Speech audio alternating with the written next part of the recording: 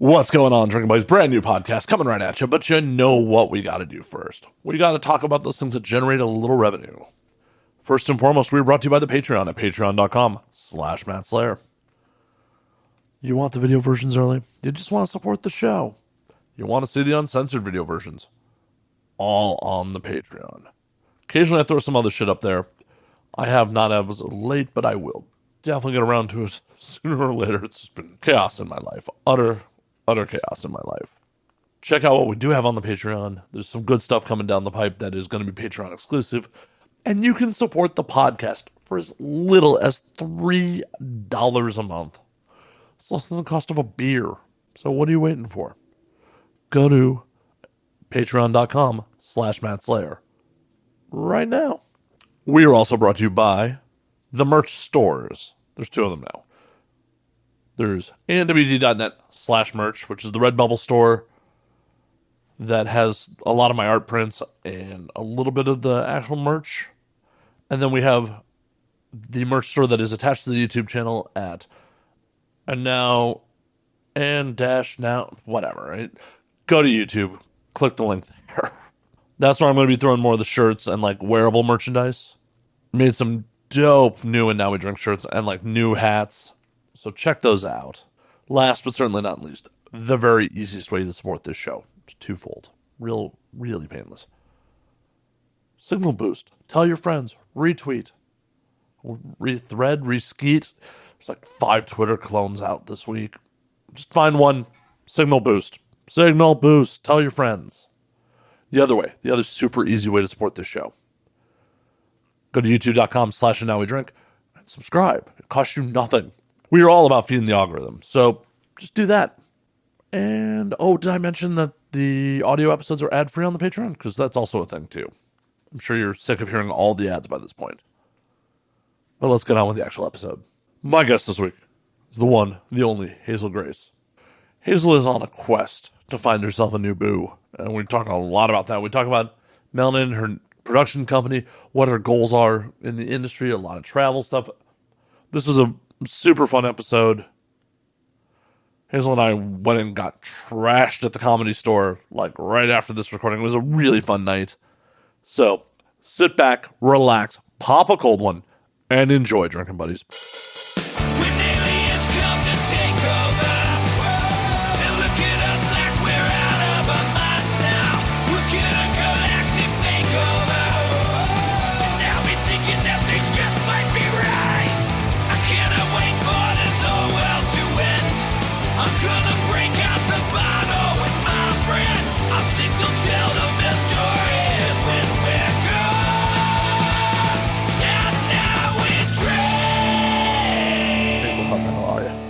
I am great. How are you, Matt? I'm doing well. I'm not sure if I'm hungover or just tired. Yeah. I don't get hangovers very often, but I slept like shit last night, so. You slept like shit last night? Oh, yeah. My God. Yeah, I haven't really got much sleep lately. Why? What have you been doing since you're back to LA? Since I've been back to LA, oh my God, I shot for Adult Time just yesterday. That was fucking amazing. Oh God, I love them so much. Amazing company. I haven't really been shooting that much mainstream, but I mean, if it's a girl, sign me up. Usually I'm like, and anytime Adult Time or Brie Mills wants me, I'm like, oh my God, honored. Yes, I'll be there. But yeah, and then I've been doing just a lot of photo shoots, rebranding just everything, my Instagram and just my brand in and of itself. But yeah, I'm having a lot of fun with the photo shoots. I get to wear my cowgirl boots and my cowgirl hats, and it's a lot of fun. I just broke up with a boyfriend that I had here in LA. Aw. I need a new LA boo. No aw. At first it was aw, but he literally just like is off of his rocker, so it's whatever. I mean, that's how us dudes in LA roll. Yeah, on to the next. So let's try to find you a love connection. What are you looking for in your LA boo? So what am I looking for in my LA boo? A more intelligent. I would like a lawyer, but I've had them before here, and I would just like a better one. So you want a higher class of lawyer? I don't even want to hire you. Like, I want someone, right? Like, you need to have some brains about you, right? There's people that are intelligent that aren't lawyers. They do exist. Okay, but I mean, just that type of person, right? So have your shit together. Just have your shit together. and that's it. And take me on nice dates and make me work out. And that's it. Go on hikes and kayaking and, yeah, all the fun stuff. Outdoorsy smart person. Yeah. All right. Smart person. I don't know anyone like that. No way. But I mean, they're here. Listen. Oh no, they're definitely here. I just don't know them. And if they like country music, that's always a plus. If they listen to country music, they're always just top of the list for me. Top of the list. Anyways, cheers. Cheers. Welcome. Thank you for having me. My pleasure.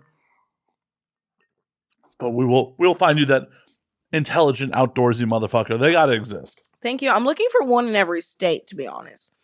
So far, I mean, I've got New York taken care of. Then I forgot everybody else. Miami, Florida is basically taken care of. Utah, got a boo thing in Utah. Nice. But all the other states, I guess, are open now. Yeah. And back home's open too? Yeah, Alabama's open, and I'm going home next week. I get to see my mom, my dad. I'm so excited. And just be a redneck. I got my Birmingham shirt on today. I'm representing. Really just like so excited to go home. Yeah. I can't wait. I absolutely can't wait. But yeah, I'm looking for an Alabama boo, Georgia boo. Do I have a Georgia boo? No, I don't have a Georgia boo. Yeah, I could use a Georgia boo. Yeah. LA is a priority for me right now because I'm here all the time, and I'm just like, I could use, I want to hang out with somebody. I want to bother somebody. Makes sense. Cuddle. Aw. I want to cuddle. Aw. We'll find someone to cuddle you. Thank you. I do like chubby guys with beards. That is a thing for me. Are you soliciting me right now for the job? Hazel, are you being like, yo, Matt, yeah, you can slide in. You can slide in for the job. I hate to break you. I'm not very smart. Not very smart. Oh, God. I consider you smart. Not very smart. I'll put out, but I'm not very smart. I'll put out, but just don't expect. I'll let you know when I'm desperate. Oh, wow. Retracted. If that's all you're going to give me, I'll cuddle. I'll cuddle. If that's all put out, then I'll just let you know when I get there, when I'm just like, okay, I can't find anyone else to do. I'll take. No. Retracted it. At the minute I'm the consulate, retracted. I got too much self-esteem for that shit. Like, I'm drunk. Good though. I'm drunk. I'm in some country bar. No one's doing Matt might be around. No. So you don't take 3 a.m. booty calls? Oh, I mean, I do if they're already well established, but not as like the first time. Like if it's an ongoing thing, sure, I'll take the 3 a.m. booty call. Be like, oh yeah. Okay. But we just need to be established, right? Exactly. Like when it's. So I need to take you on a date first. Buy you dinner is what you're saying, right? I mean, you got the opportunity to. We're going to a comedy show right after this. You could buy me dinner. Okay, I will buy you dinner. Shit, I didn't make myself date ready tonight. I may need 15 minutes to do some weed whacking real quick. I'm not date ready at the moment. Yeah, date ready. Oh God. Sometimes I've just forgotten and showed up and just like, oh yeah, I'm hairy. It's a thing. Yeah, but dudes are like, all right, whatever. Some like it, some don't. Well, it's not my preference, but I've never been like, oh fuck this, I'm out. There's hair. No, they're never just gonna leave. Right, exactly. They're never just gonna leave. Then there might be like, if it's like a weird smell down there, it might be like, okay, maybe not. But hair ain't a disqualifier. Definitely not. Some guys are actually like really obsessed with it, and I prefer to not, because I wish I could just like get the courage and go ahead and start waxing and just get rid of, or laser, just so I don't have to anymore, But because I hate shaving, and I'd love to just go a month and just be in like a. Then why don't you just do the laser? I don't know.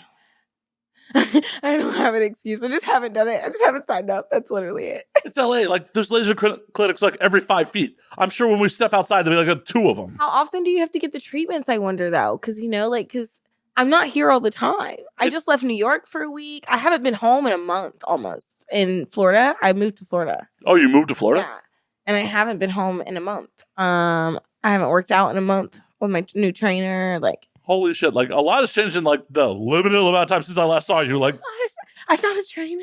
Well, it's like last time I talked to you, I'm pretty sure you were like happily married and living in Alabama still. And no, I'm still happily married, but I think we were in Florida still around that time. We both grew up in Alabama, I think is what you remember. I drank a lot. Yeah, you're like it's okay.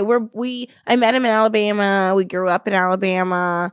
We moved to California together when we were both around 20, 21, and we lived in San Diego for 4.5 years. That I remember. Yeah, and then it's coming back to me. Yeah, and then we went out to Florida, and now he's in Texas, and I'm in Florida. He's working, and I'm working, and yeah, but I've just been all over the place: Atlanta, Miami, New York, and LA, and then I get to go home because I missed Mother's Day and Father's Day, so I'm gonna go home to Alabama, and then July 1st I get back to Florida to my room. Yay! God, it's been fun though. Oh my God, New York. So many people honked at me. I was doing photo shoots and stuff in the street. It was so much fun. It was awesome. New York's one of those places I love to visit. I don't want to live there. You don't want to live? Yeah, I don't want to live there at all whatsoever. I did a podcast up there that was pretty cool. One that the City Girls did. Nice. I felt honored. It was like, nice. It's called Horrible Decisions. I think my episode's coming out like July or June 16th. July 16th. Yeah. Because June 16th already passed, isn't it? That's a thing, right? Yes. Yeah. I had to look down like, what day is it? Fuck. We both drink too much. Whoa, we're not dead. It's not too much. It's not too much. Like, at the point where it kills you, that's too much. I was listening to a podcast recently that Dr. Drew was on, and he's like, ooh, it's addiction when it starts negatively impacting your life. There's consequences to your action. I'm like, I am not an addict. Yes. Fuck yeah. Thank you, Dr. Drew. Yes. Thank you, Dr. Drew. Thank you for the reassurance. I appreciate it. I appreciate it. I got my shit together. I show up to work.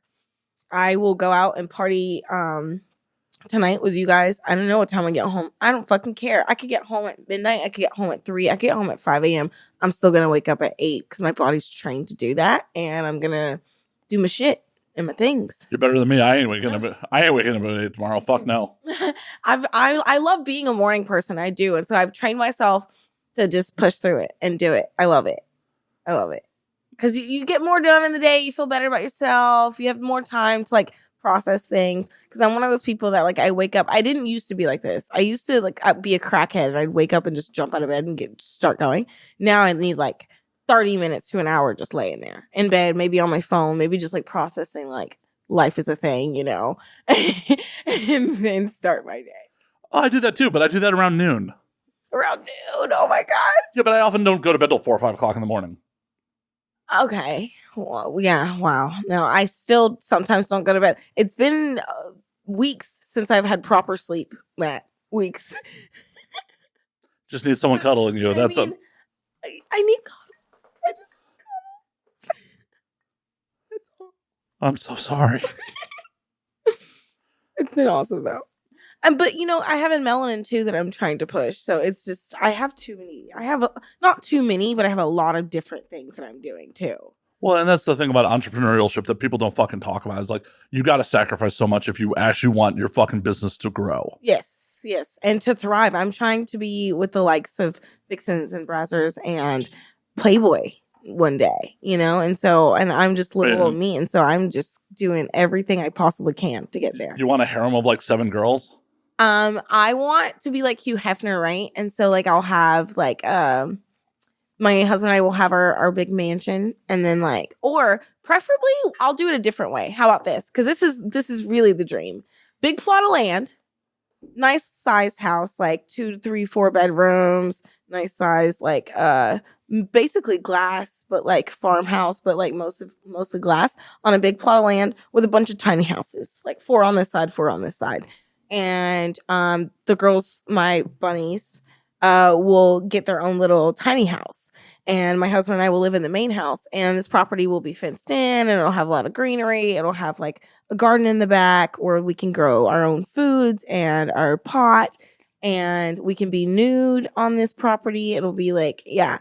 And so like that's the ultimate. Are the bunnies allowed to leave? Because this is giving me... No. They're allowed to come and go freely. Okay, because this is giving me plantation vibes. Go freely. It's supposed to give like Hugh Hefner vibes with my southern twang. Okay, because you remember the bunny? Oh yeah, but they're all in the main house. Go and leave though. I know. Right? Well, that's why I asked, because like the whole like southern, like, you know, oh, they live in tiny houses behind the house. Like I'm like behind the house. I'm like, damn They're it. in the front of the house. They're lined up in the front, and I think we'll put the garden and stuff in the back. Okay. Yeah. I was just getting. I'm like, damn, Hazel, damn.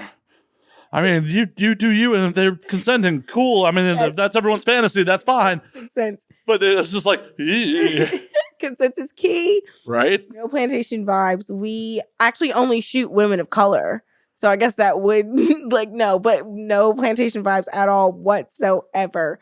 We are free. We are, living our best lives. Good.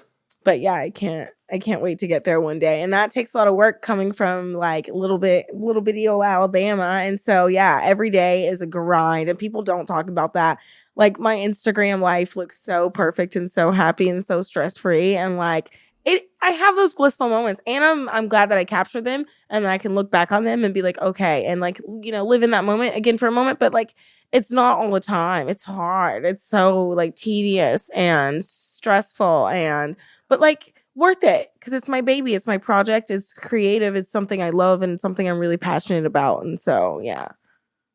Well, that's the thing. It's just like social media is curated. Like people don't seem to realize like when you look at someone else's social media, like, oh my God, they're doing it. Like, no. That's what they're choosing to show you. That's not fucking everything. Yeah. That's literally what they are choosing to show you. And some people might be brave enough to show you them crying, but that is not me. I saw a TikTok of that sound that was going around. I don't know, but it was like they would post the thing and say, I may be like whatever, but I was never this. Right. And so they would say something like, no matter how bad life got, I never slashed my ex's tires. No matter how bad life got, I never hit a woman or something crazy, right? And this guy was like, no matter how bad life got, I never recorded a video of myself crying and then actually posted it. And he like put actually in caps. And I just sat there and I thought about it for a second because I feel like we've all been there. But there's a few brave ones of us that hit post, right? We've all been like, I just want to show the world, right? And then like made the brave decision to just like maybe not do that, right? Let's not show them us hysterically crying. But then some people are just like, I don't give a fuck. Send, post. See, I'll talk about that shit on here, but I ain't posting that video. My toxic masculinity, like there's still some of it there, and that toxic masculine trait is like, nah, I ain't posting me crying. No. As much as I don't give a fuck about what people say about me on the internet, I'm still not putting that shit out there. Like, no. Like, it's enough. Like, I'm literally getting fucked on the internet. I think that's quite enough. Right? That's quite enough. Like when my dad passed in 2017, I bawled like a fucking baby. Like I was fine. Like I went to go to work and like the garage downstairs for whatever reason couldn't open, so I couldn't leave for work. One thing goes wrong and it all the straw that broke the camel's back. Yeah, I came upstairs, I poured myself a bourbon, I lit a cigar. That is some Chris Stapleton shit right there. Did you listen to some good music? Try it out. Yeah, I was just like, I parked my car, I called work. I'm like, I can't get out. I just can't today. Like, grabbed a cigar, poured myself a bourbon, and bawled my fuck. And like, I didn't even particularly like the man, but yeah, I know what you mean though. Still, it's one of those things. Anybody family, whether you like them or not, it's difficult. Yeah. Yeah, my sister passed away recently. Oh my God, I feel like everyone has that like annoying family member. I don't know if you're cool talking about your family members. Yeah. Everybody has that one that everyone's like, I feel like most families have that one screw up or that one that's like, oh, okay, right. That's me. I mean, I am. Is that you? I am the black sheep. And like the beautiful thing is like there's currently on and off family drama. And it's just like, oh, I'm not involved with it because none of these people expect shit from me. But basically, yeah, like he just like, I think his toxic masculinity wouldn't let him be sad. So he just like acted out during the entire process of like the funeral and everything. And it was just like, okay. Everybody else is just like crying and like letting it out. Just let it out. We're humans. We cry sometimes, and there's a time and a place. And when you're with family, that is the time and the place. And when you have a bourbon and a cigar and some good music, and that is the time and the place. Yeah, let it out. Yeah. But scream into a pillow. Don't punch anything. I didn't punch anything. Instead, I made a really like what apparently offended a bunch of people post on social media about it. Like on like my personal Facebook, I'm just like, hey, the man who fucked me into this world, shuffled off this mortal cycle to this mortal coil today. That's pretty radical And wording. like some people who, I have Prudish people. Well, it's not even prudish people. Like I have a now former friend who lost his father probably about 10 years earlier, and he was much closer to his father. And like, because of how I handled my father's situation, like I'm fairly certain that's why we're not friends anymore. Oh, wow. But I mean, everybody's situation is different, you know? Right. Well, and it's just one of those things, like, unfortunately. Hear what Eminem has to say about his father. Well, it's one of those things with this friend. Like, this friend is this former friend is very judgmental, and it's just like they're just projecting like their own father's shit on me, and it's just like, no, man, like my father and I did not get along. I tried to do the best by him I could at the end. Yeah. Just as like a human thing, but at the end of the day, him and I didn't get along. So why fake it? Yeah, why fucking fake it?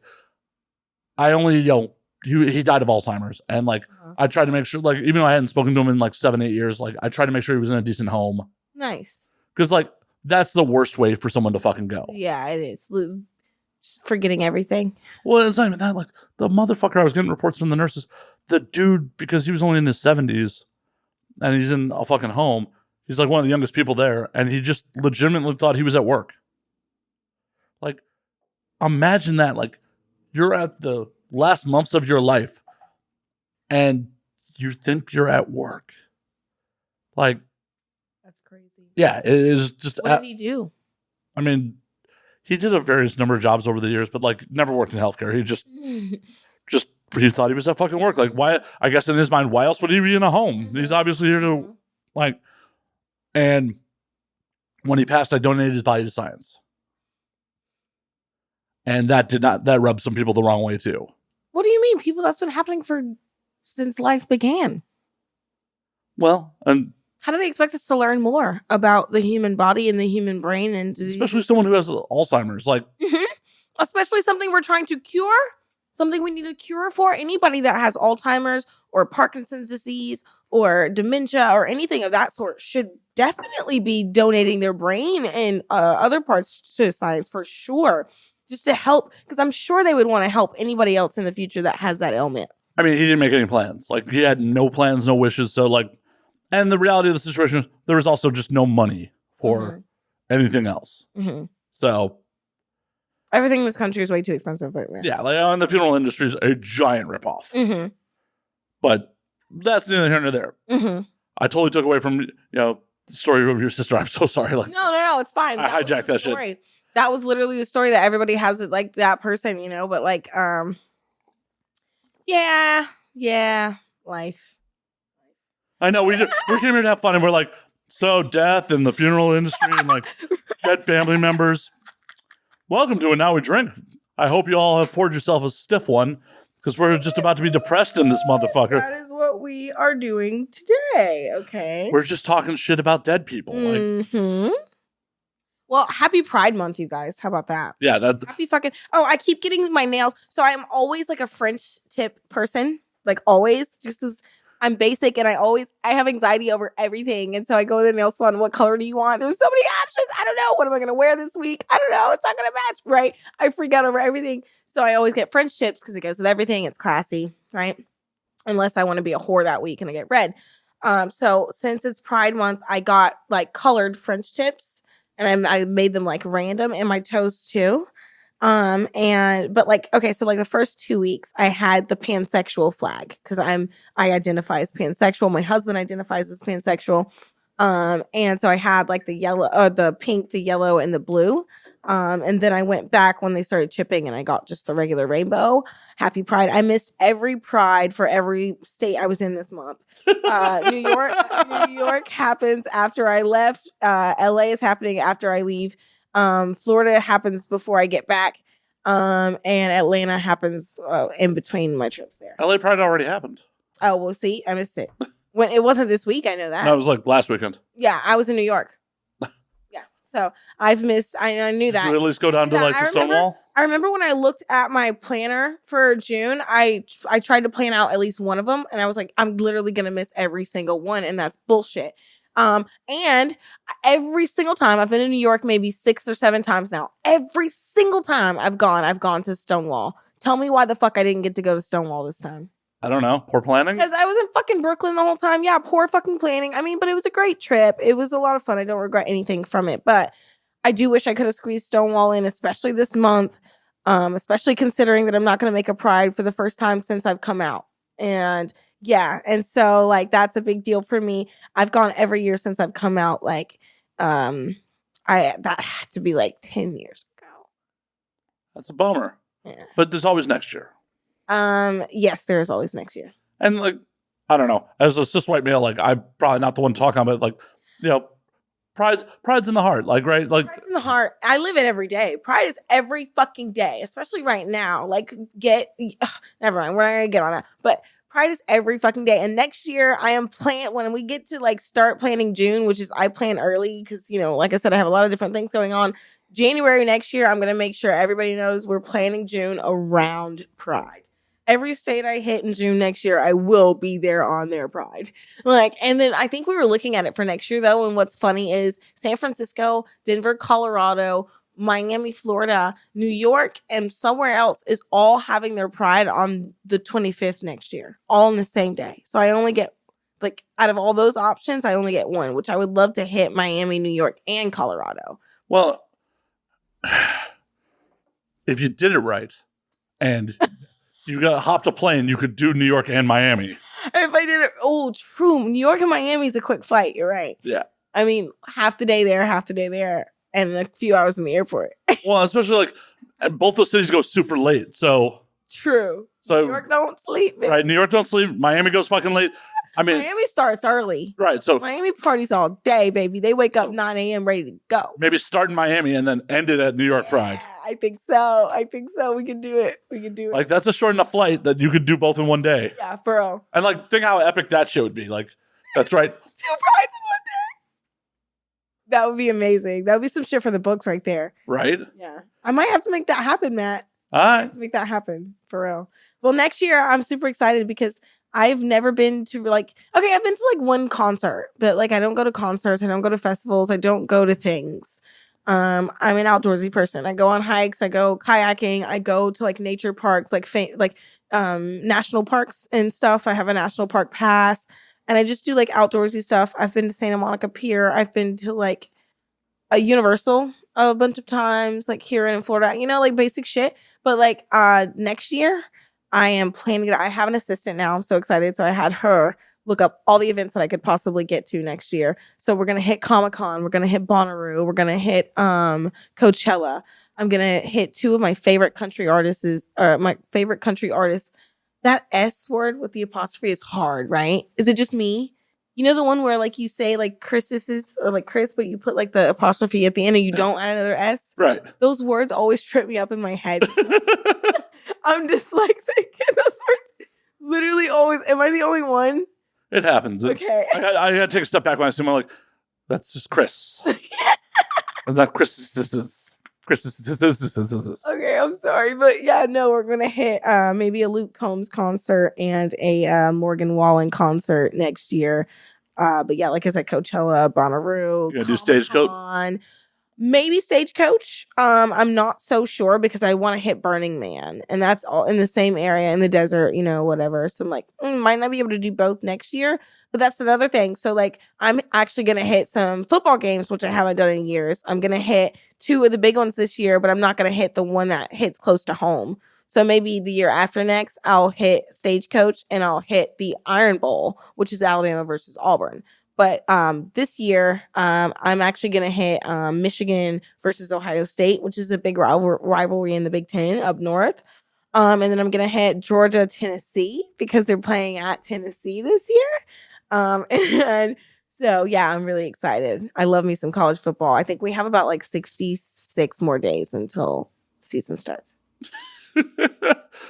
I'll believe you because I have no fucking idea. I have no clue. Most people do, but I'm just. Oh no! My life is just like stopped, and like baseball's cool, but like.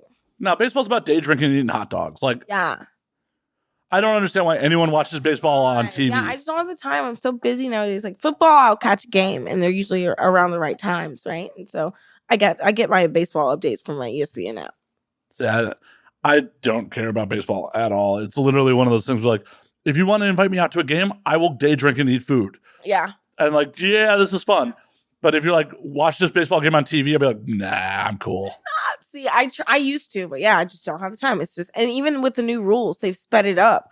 And so like the pitchers have a timer now because they spend a lot of time getting ready to pitch. So they're like implementing certain rules to try to speed the game up. They're like, the people don't have attention spans anymore. Yeah, or the time. People are working their asses off, you know? And it's not the 1920s anymore. It's like, yeah. But I do love baseball, and so I am invested in the teams and the players. Congratulations to the Astros for the World Series last year. That was amazing. That was an amazing game to catch. I did watch that one. But yeah, college football is where my heart is because I grew up in Alabama, you know? Roll Tide. Yeah. I mean, War Eagle, but whatever. War Dam. I'm just showing off my very limited knowledge. Everybody hears Alabama and they think Roll Tide every time. Literally, I've heard it my entire life. I travel a lot, and in the airport, where are you from? Even the guy checking your thing at TSA, oh, Alabama, Roll Tide. And it's like War Eagle. There's more than one team there. Well, obviously, one team has much better marketing than the other ones. Or just like 19 more championships, but whatever. That's better marketing. I'm not mad. That's just better marketing then. Saban, whatever. They praise him in the South. Saban is, oh God. So Alexis Fox took me to my first hockey game in person. I've caught a few on TV, but she took me to my first one in person. That was awesome. And it was basically people just like, half the people were day drinking and eating food, and the other half were like super invested in this fucking game. Yeah, I would be the first half. Like, oh, that was a horn. Yeah, I was just like kind of trying to figure out what was going on, and it's hard. The puck moves really quickly. Like, it was really hard to. It's just basically more violent soccer on ice. Yeah, basically. Yeah, I've been watching a lot more sports lately. Like, really, like delving into more of them. I just watched. I have some recent friends I made, I guess, in the last like year or so that are really into golfing, and I just watched the what is it, World. The U.S. Open was here last week. The Open. I was like a mile away from it as it was going down live. That was like literally a couple days ago. Yeah. So something Clark, congratulations, he won the U.S. Open. But no, like I was watching and I knew things now because I have friends that play and they're constantly fucking talking about golf. And I've been watching hockey more and soccer. Even I ended up watching what's their big one that happened. The World Cup. The World Cup when I was in DC in December. I got to catch that. And what was that in Qatar, I think? Yeah. And I'm learning more and more about all of these sports and how they're played and the rules. And so when I watch them, I know what's going on. And so it's fun. It's kind of cool. Everywhere I go, I meet new people, like in New York, LA, everywhere. And I always somehow bring up sports. And so then they will bring up their sport of choice. And I think that's how I'm learning more and more about all the different ones. See, my sport of choice is MMA. So. Oh, fighting, yeah. Right? And so that's not, no, MMA is more like, that's like jujitsu or like cage fighting? It's cage fighting. Like cage fighting. It's cage fighting. So that's not like the Dana stuff. No, the UFC is MMA. Okay. So a lot of people, like the uninitiated, will refer to, when they refer to MMA, they'll refer to the UFC because it is the biggest promotion. But there are other promotions out there. There's regional fights. Yeah, right. But they don't fight a lot, though, right? Because my knowledge of the fighting world is my limited knowledge of my two younger sisters loving the old school Raw, you know, those dramatic wrestlers and stuff, and like Joe Rogan podcast that I've heard. That's my knowledge of, like, my extent knowledge of that whole world. And he says, you know, a lot that like they don't fight a lot unless they have these regionals and these little. Well, so like individual fighters maybe fight 2 times a year, but the promotion itself, like the UFC puts on cards almost every weekend. Every weekend? They have a huge roster. Oh, because there's a bunch of fighters. Yeah, okay. So I caught a bunch of those at the strip club back in Florida that I worked at. Because I do remember there being like a period of time where like there was almost a pay-per-view fight almost every weekend. And the club would charge more and like have a special area for the fights or whatever. But yeah, they're doing at least like one pay-per-view a month. And then like they have ESPN cards. They have like, it sucks because I'm usually busy on Saturdays now. But it's just like there are fights almost every fucking weekend. Wow. And it's hard to keep up with everybody now. But each individual fighter only fights maybe twice a year. Well, yeah, because you got to figure they got to they know who they get matched up with, and then they have a fight camp where like they're going to train super hard. Their coaches are going to help them game plan for the specific fighter. They're going to cut weight. They're going to train. That's like that 6-month period, right? Yeah, like 3 to 6 months of like intense training, game planning for this person's style, watching tape on them. Okay. And then they fight. And then they fight. And then I've heard they have a recovery period. Right. And like, to chill for like a minute. Yeah, because like they just got their ass beat. Right. Because even if you win a fight, unless you got your ass beat. Right. Unless it is even if you win, you just got your ass beat. Right. And it's just one of those things where like, unless you have a lucky one-sided dominant victory, like occasionally every once in a while, like people will, slap a submission on in the first 15 seconds or something. But that is, you can't go to the office expecting that's what's going to happen. Yeah. That you're going to throw a beautiful right hand and just knock that dude out on the first punch, or you're not going to come out clean most right. of the time. Yeah. And it's like, that is the exact reason, like, I try to avoid violence in real life. Yeah. Because I feel like part of toxic... Not a fighter. Well, it's not even not a fighter. It's knowing what actually fighting is. Because a lot of dudes that are willing to throw down, like, unless they're actually trained, have it in their head that, like, it's like the fucking movies. I'm going to beat this dude's ass. Yeah. And I'm going to just... No, he's going to get a couple in there, bud. Right. And, like, I know the reality of it is, like, even when you win, you may lose. Mm-hmm. Mm-hmm. And violence is... Yeah, like... one of my friends, I'm sure he got this somewhere, but said at one point, and it really stuck with me, like, especially with knife fighting. It's like, the winner drips, the loser gushes. Oh, God. Yeah. Yeah. A knife fight? Oh, God. Yeah, it's just like, there's generally no reason for it. Like, if someone's going to attack me, I'm going to defend myself. Yeah. But how often is someone just going to try to attack you, though? Last time that happened was 2018. 2018. Oh, God. I guess that wasn't that long ago, but it was pretty far long ago. It was 5 years ago, and it was on the podcast, so. Oh, my God. Whoa. Yeah, I had a guest get a little too drunk and just crack me in the head. Whoa. Female? Male. Oh, God.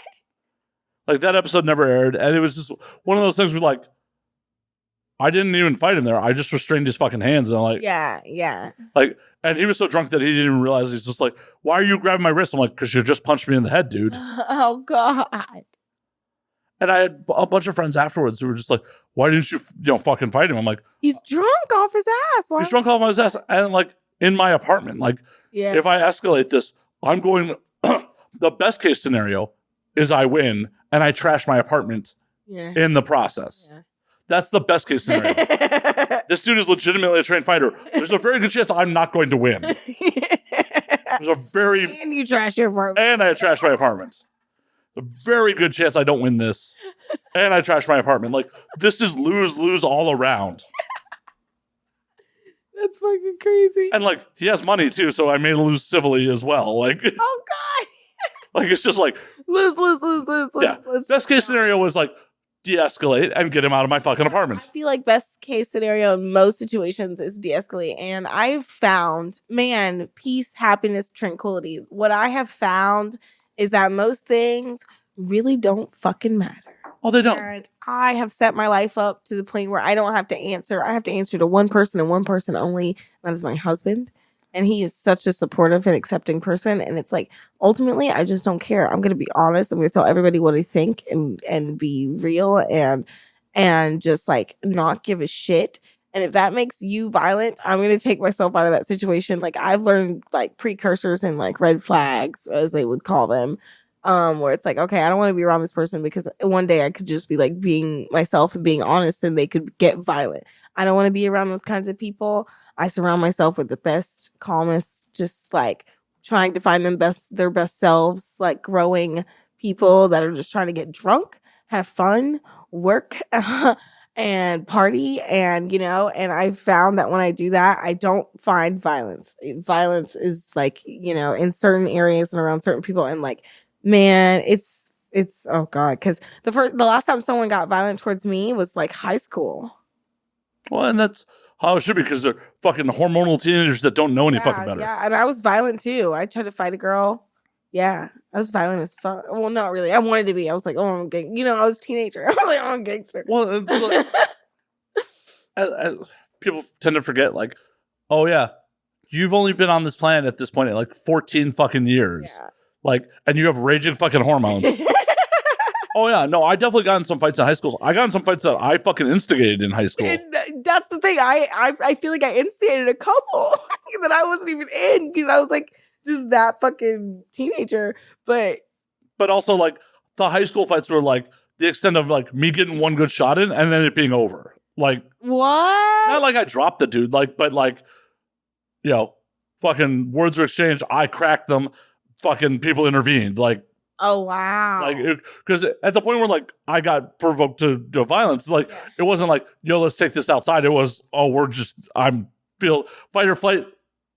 Stepped in and I got into fight mode and I fought. Yeah.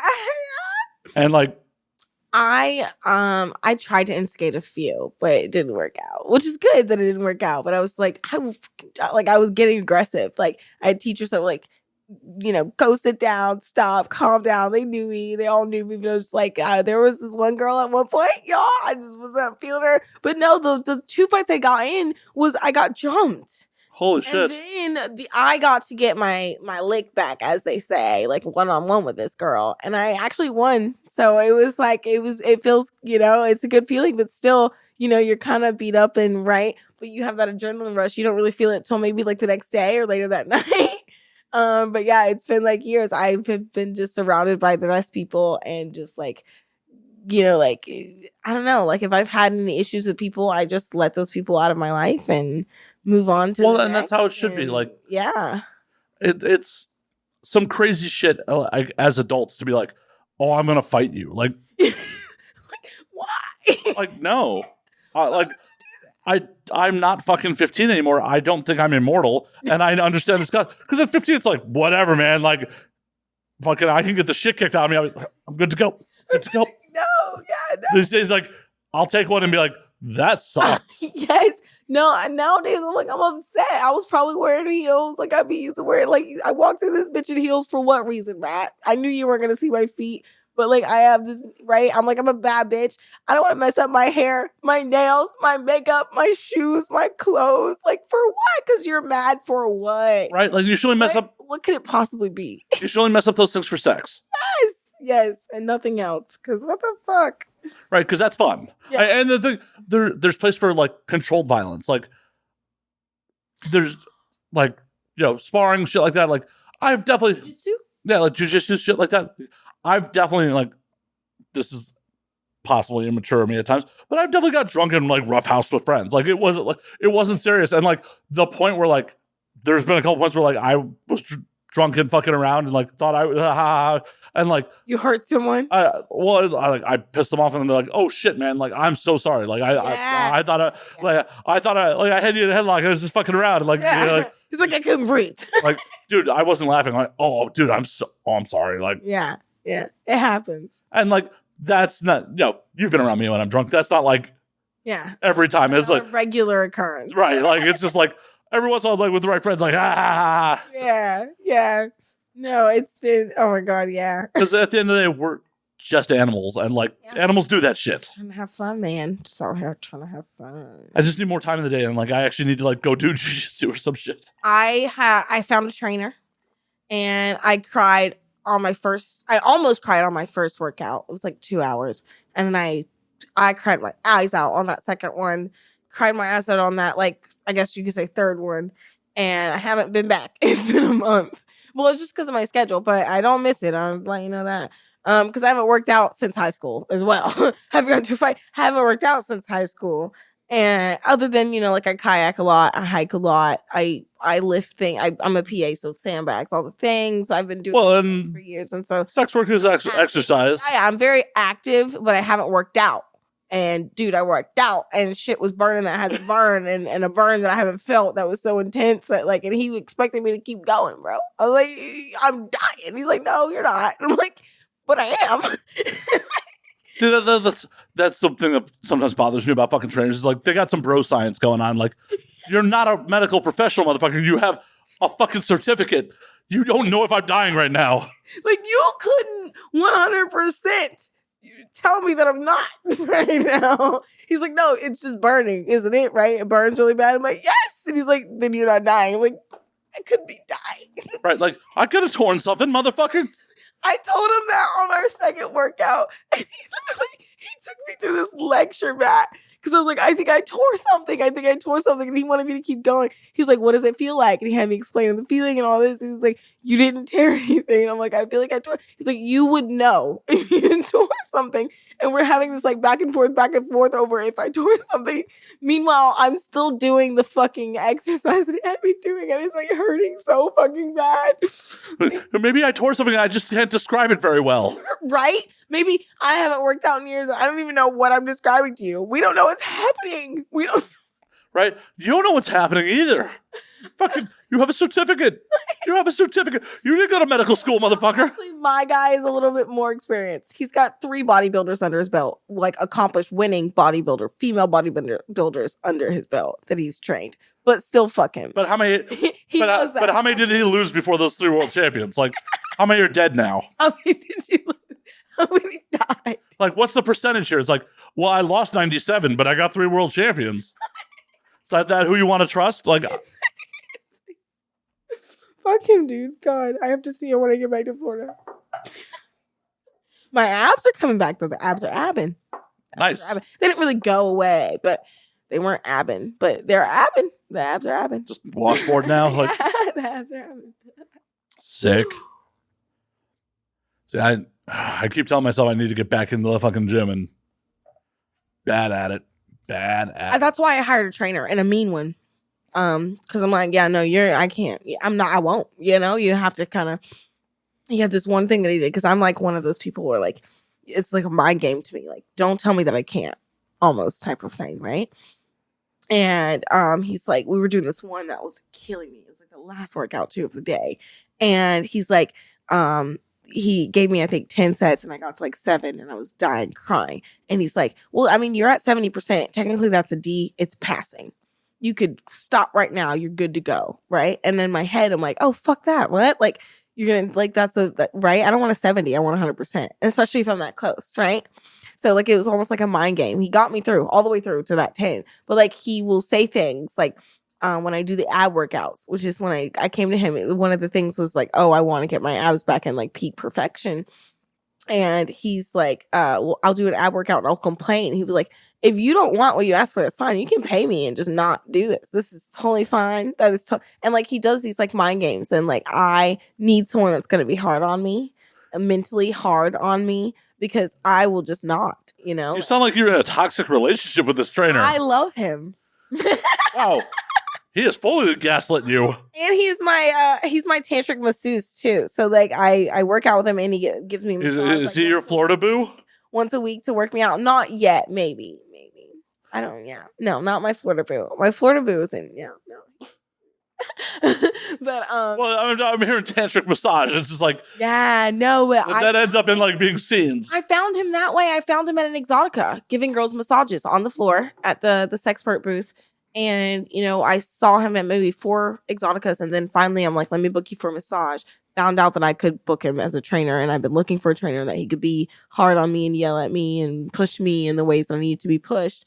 So I hired him as that. And I got a 2-in-1 because now I get to work out with him 2 or 3 times a week. And he massages all of the pain that he's put me through out of my body at the end of the week. And then we kind of start over. And oh God, yeah, it's a magical experience. The workouts and the massages are magical experiences. I love him and I hate him at the same time. I hate him. Such an abusive relationship. It is just toxic as fuck. That sounds so fucking toxic. Toxic as fuck. I feel like if you have a trainer, the relationship should be toxic. It should be toxic. Like, if you're that easygoing, do you really need a trainer? You can just go to the gym by yourself. If you have that, you can just do that, right? But like, some people need the motivation. Some people need that person there to hold them accountable and feel like obligated to. So yeah, I think I need a hot girl trainer. You do, and my trainer's hot. Well, that's how they mostly roll. Like, well, I think it was Cracked or like one of those like honest commercial like fucking YouTube videos. Like, oh, like it was a trainer like as a cartoon talking about where he's like, I'm not even all that qualified. I'm just hot. And people think that I'm good. Right. Well, it's just like my job more in the gym is sales than it is to actually train people. It's about selling people on the training packages at the gym, and you want hot, fit people doing that. Because what he said to you, he doesn't give a fuck if you actually follow through. He's getting paid. Yes. So, and you're doing it, privately. Especially they get paid if you sign up for a membership at the gym for personal show up and don't use the personal training sessions. Yeah. I think personally, I need a hot girl to do it because like I will push myself much further to like, yeah, girl, see, like I'm not trying to impress other dudes. Yeah. Like, look at me. I don't give a fuck what other dudes think about me. Yeah. I mean, it'll be like. I don't think I'm even trying to impress other dudes or other women. Like, well, yeah, but he reminds me of that too. He's like, bro, no, like, don't you want to be hot? But you also have a very different job than I do. Like, your part of your job is selling your body, selling your sexuality. Like, I just I could be fucking 500 pounds and still do this shit. I may be even more cuddly at that point. Yes, more cuddly for sure. Keep the beard. Beard ain't going nowhere. Like, I look like a fucking thumb when I'm clean shaven. Beard. Like, I'm just like a fucking thumb. Oh my God. I'm clean shaven. A thumb. Last time I shaved the beard off was 2018. I was just like, oh, this was a mistake. Like, immediately after it was gone, I was just like, this was a mistake. Great. I think a lot of girls have had that moment with bangs. I remember I used to be really good at cutting my bangs. Like, I'd have random spurs in my youth where I'd be like, I want bangs. And it takes a while to grow back, so you like wear them out. But like, you'd like try to get your hair straight and then you'd like kind of just like cut them, right? And there was one time where I fucked up. And I was like, oh shit. And like my bangs are like up here, they're like jagged and like, oh my God. So I think girls have had that moment where it's like, fuck. Immediately fuck. Oh no, I definitely had that moment like fucking up the beard too, trimming it. Like just like fucking like just fucked up my lines and just, it's like, God damn it. Now it's like, do I shave it down to a goatee or right? What do you or do? just like fucking just fucking raggedy beard for a minute? What do you do? But yeah, not like girls, it's hard because that's like the very front of your hair. I'm sure it's hard for you. I mean, this is my fucking face. I'm sorry, it's your fucking face. But no, it's like it's right there. What are you gonna do? You can't pin it back. You can't like. There's nothing you could. You cut it short too, so it's like you're fucked. Well, that's why like COVID was great. It's like, oh, I can fuck up my beard. I'll just put a mask on.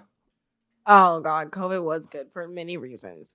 Anonymity at the airport and everything. COVID was great. Well, no, COVID was not great. All of the people that hundreds of thousands of people. Yes, Jesus Christ. To all of the people that we lost to COVID. How do we lose like 1 million people and rent's still expensive? Yeah. Were all those motherfuckers homeowners? Like, what the fuck? Rental prices should have gone down. There should be more space. Like, holy fuck, that's gonna get me canceled. That's the one. Yeah, that's the one. No, I literally just said COVID. Like, no. If anyone's gonna be canceled, I think they're gonna come for me. Don't worry. We'll get you a shirt that says COVID is great. Yeah, and they're gonna be super upset. They're gonna try to. I never got COVID either. Well, aren't you lucky? I got tested frequently, but I cannot say that I was extremely careful. I mean, I was in Florida most of the. So you just weren't careful by where you were. I wore a mask, and I already washed my hands literally all the time before the pandemic. People should have been washing their fucking hands anyway. Like germs, are you kidding me? Oh, and but I would always wipe things off, and I'm always kind of like I wouldn't say OCD. People overuse that term, but like a little bit of OCD, and like I always clean things, and I don't wear like being barefoot. Like I'm weird about germs and dirt and like dust, the stuff that you can't see. And so, like, I would always wash my hands anyway. The only thing I didn't do was wear a mask before. And so I would do that more often. But, like, ultimately, my plan was, hopefully it kills me. But, like, no. Like, no, I was like, like, I don't know. And I guess I just have an amazing immune system. And I guess I was more careful than I thought. Yeah, I was lucky and blessed enough to not ever get it. And so far, I still haven't. And hasn't showed up in anybody. Yeah. So yeah. But R.I.P. to all of the lovely humans that we lost. I love humans. That's why I'm pansexual, right? And do you know what that means? I believe I do. It means just we date people of all like sexual identities, like straight, bi, trans, gender fluid, whatever. Just Get in where you fit in. right, because I guess for most pansexuals, I guess I'm speaking mostly for myself, but I would believe for most pansexuals, it's mostly about the person and their personality that you fall in love with, and then you just do with the sexual parts. I mean, you don't care about in an ideal world. That's how it should be. Yeah. In reality, no, I'm fucking shallow. Yeah. No, it's fine. And it's okay to be. People need to just start fucking accepting. Everybody's not going to be the fucking same, but we don't have to be rude and mean about it. Like, we can be cool about it. Like, the way you just said that was super cool. That's okay that you don't like homos. I'm kidding. No, but like, no, I'm not sexually. I like them quite a bit. I'm not sexually attracted to them. Exactly. People, but that's what I'm saying. People will take it to the extreme and all that. And like, it's totally fine that we're not the same. But like, no. I mean, I'm also not sexually attracted to a lot of women. Like, there's a lot of women. I'm just like, nah, I'm cool, girl. Yeah, exactly. Until I get a few, like everything. Until I get a few too many bourbons and be like, oh, you want to fuck? Okay. Yeah, a couple drinks. Couple drinks and like, do it. Couple drinks and then in my post-nut clarity, he's like, why am I here? Shit. Post-nut clarity. Oh, there's so many songs about that where like he comes and he's just like, what am I doing here? Yeah, no, it's bad. Like I've decided like in recent years, because like I definitely have fucked a bunch of people that like I'm not trying to advertise. Like, yeah, it's just like, oh, I got drunk. You were like, so fuck me. I'm like, all right. Yeah, I did that in San Diego one night. I think I was literally jealous, and I told Mina that Mina Carlisle, my best friend, she took the lead singer of the band home, and I was just like, I just want to get laid. Like, no one wants to fuck me. I don't believe that. I don't believe that. No, but no one was really like coming on to me, or like it wasn't right, and I'm not gonna be that bitch in the club like being extra, right? Like, you gotta come on to me. You gotta like. Oh, I thought you were gonna 3am booty call me, like. And at that time, I didn't have a 3 a.m. booty call in San Diego. See, this is why I need a boo thing in every city. In all the cities that I visit on a regular, I'm trying to have a little boo thing or a boyfriend or some sorts, a friend with benefits, a best friend, something in all these little cities, so that when I'm drunk and I'm out and like I just need penis and I don't want to be on Tinder and I don't want to have to find I just need that person, right? You know, like that person I can always depend on for penis. In San Diego, LA, New York. Well, New York is good. Maybe like Colorado, Denver, Colorado, Nashville, Tennessee. Can I get a shout? Can I get somebody in fucking Georgia, Atlanta, maybe Savannah? Can I maybe get an Alabama boo, Montgomery, Birmingham? Are you guys out there? Like, I don't want to be desperate. I don't want to have to settle for a guy like that ever again. What did this guy look like? Like, what was his deal? I would say he was like a 6. Well, what makes him a 6, though? What makes him a 6? Looks, and he was dull. There's no personality there. Yeah, kind of like. I mean, that's the worst. Right? Yeah. Kind of like dull, no personality. Looks, had just gotten out of a bad breakup. I mean, why did you even know about that if you're meeting him that night? That's what I'm saying. Like, why would you even know about that? Exactly. Why are you telling me this?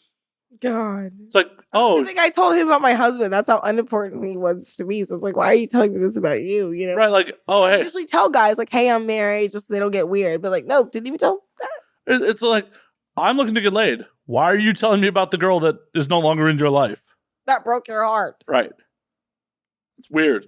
It's even weirder that you went home with him still. I know. I'm telling you, I was desperate that night, Matt. I was desperate that night. I mean, that was I think my lowest low. I think that was my lowest low. But if we're speaking of lowest lows, it could be worse.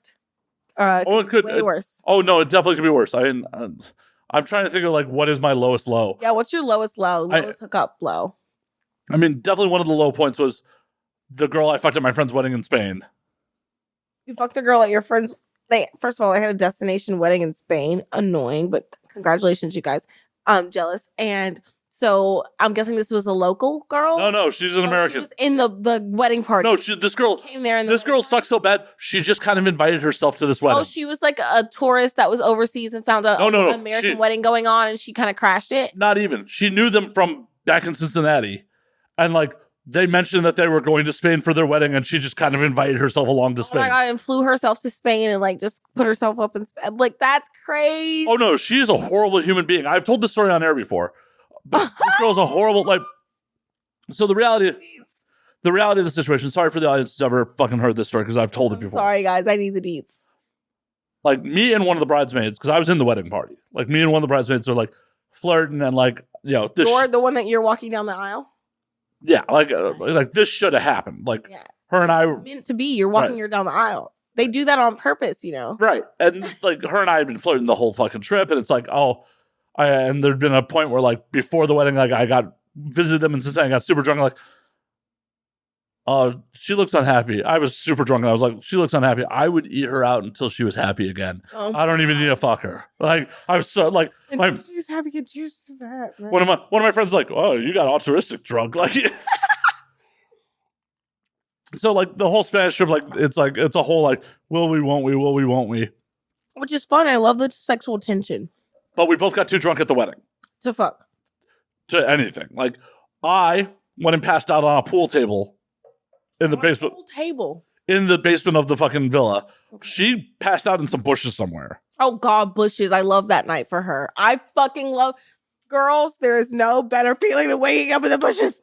But what did I do? We both, like, disappeared together, like, both drunk. Everyone assumed, like, oh, they're going to hook up. Yeah. No, we both drunk, like, lost each other, got drunk. I come to and made my way back up to the party. And this broad is talking to one of the other groomsmen, and he's just kind of not having it. Mm-hmm. And I don't even really... taking that as a sign, Matt. I don't even really remember what was said. Uh-huh. But I remember having a discussion with him to make sure that, like, I wasn't stepping on his dick. Uh-huh. He's like, no, I don't care. Yeah. And then, like, shortly thereafter, I took that girl back to my room and, like... Very shortly thereafter. Yeah. So that should have been another sign. Oh, yeah. No. The sex was mediocre. I started to sober up inside her and was like, why am I here? Oh, God. Sobering up inside of her is so sad. You're supposed to get more, like ecstasy, the feeling of ecstasy. Like, it's supposed to, like, almost enhance your drunk like a cigarette after you smoke a joint. Right? Oh, yeah. No. I started to sober up inside her. I'm like, why am I here? Well, I guess I'm already pot committed. No, I mean, you're in there. If I were you, I don't know. I'm in shit, man. Oh, sorry, it went down. Sorry, I'm drunk. Whiskey dick. Have a good night. Oh, no, I was just like, well, I might as well come. I'm like, I might as well come. Well, true, you may as well come if you could. I mean, but like, if I'm sobering up inside, you did. I did. Well, and what's really fucking tragic about all this shit is, like, I probably gave that girl chlamydia. Matt! I found out, like, when I got back to the States that, like, I had chlamydia. Matt. Yeah. Jeez. Oh, no, Maybe she gave it to you. No, she didn't. Because I was definitely symptomatic before I fucking... Matt! So the only symptoms was I was pissing a lot. It wasn't like painful, but I was pissing a lot more than I should have. And I was just like, oh, I got a UTI or some shit. I was just pounding cranberry, just being a stubborn dude. Yeah. When I got back to the States and it still hadn't cleared up, that's when I'm like, I need to see a doctor. And like, they saw my urine sample and immediately gave me antibiotics. You used to be a porn star, no? No, I was never talent. Never talent? Never talent. Oh, okay, so you never got tested like frequently? No. Like as frequently as we do? No, never. I'm every 2 weeks. Yeah, no. And like... hard to miss it, you know? Yeah, no, I was at the most, I've been like maybe every 3 months, like... Outside of like, I guess the last 5 years that I've been like in the industry, I test every 2 weeks, but like... outside of my sexual health, I hate doctors. So I'm also like you. I'm stubborn, and I will wait till I'm on my deathbed to go to the doctor. So I just want to, in your defense there, totally get it. But so, and like, me and this girl finish up, and I'm like, I'm in my bed, like I'm drunk, like I popped. I'm like, all right, I'm going to crash out. She's like, I'm going to go back to the party. I'm like, all right, cool. Good night. Mm-hmm. And she's like, let me get one of your shirts. I'm like, no. Your shirts? What's wrong with what was she wearing? What did she wear into your place? Like she wore like what she wore to the wedding. Like, so why can't she put that back on? I don't know, but I told her no. Yeah. I'm like, no, you can't. And she took one of my shirts anyways. So she's just out to the party, like basically, and she's wearing a Chicago bar shirt. So it's just advertising like who the fuck that belongs to. Yeah. And this horrible fucking broad. The next morning, just barges into the room, turns on the lights. Like she has a key to your room. She took a key to your room. It wasn't a hotel. It was just a villa. Like we just rented a villa in Spain, so it's like just a bedroom. Like it wasn't locked. She's barged into the room, turns on all the lights while I'm fucking sleeping. Like, oh, I guess that did happen. Like, fucking, I got my shirt back, thankfully. And then she scurries off. It's fucking crazy. And then the bridesmaid, who I thought I was going to hook up with the whole time, comes in the room like, she said she left her person here. So she just told everybody. Oh yeah, and like in retrospect, at All the the girls know. All the girls know. in retrоспect, I'm like, I'm really glad I didn't hook up with the bridesmaid because like I definitely would not have liked to give her chlamydia. Yeah, true. Like in retrospect, true. I'm very happy her and I never hooked up like on that trip. Like True. I would still like to do it now, but on that trip, I'm very happy that I did not give that lovely lady chlamydia. And this woman, the next day, like she was not staying at the villa. She was not staying there. She offered to give one of the other bridesmaids a ride back into town so she could catch her train to Barcelona. And then just started pounding our fucking alcohol. And like 30 minutes before they were supposed to leave, she's like, I'm too drunk to drive. You'll have to figure out your own way into town. Like, this is the kind of person this is. She just wanted to... Yeah. She's a horrible fucking person. Whoa. And then when I found out I had chlamydia, I had no way to contact her, but she's like... the groom, who's my guy, I'm like, yo, man, this is a little weird. I need you to like let old girl know. This girl know she needs to go see a doctor. Yeah, she needs to go see a test. And he went to go tell her. The first thing she said to him when next time he saw her was, "I didn't fuck your friend in Spain." I didn't fuck your friend in Spain. And he went, "Okay, never mind then." I hope she went and got tested. Honestly, I wanted her to get tested for any other dude she trapped, not because I give a fuck about. Yeah. Like, oh my God, you are a horrible fucking person. Yeah, she is. I've definitely fucked some people that like I was not necessarily attracted to. I've definitely fucked some people like where it's just like I effectively was masturbating inside them. That has definitely happened drunkenly in my life. It has definitely happened. This is like the first person was like, oh, I actively disliked someone I had an orgasm with. Like.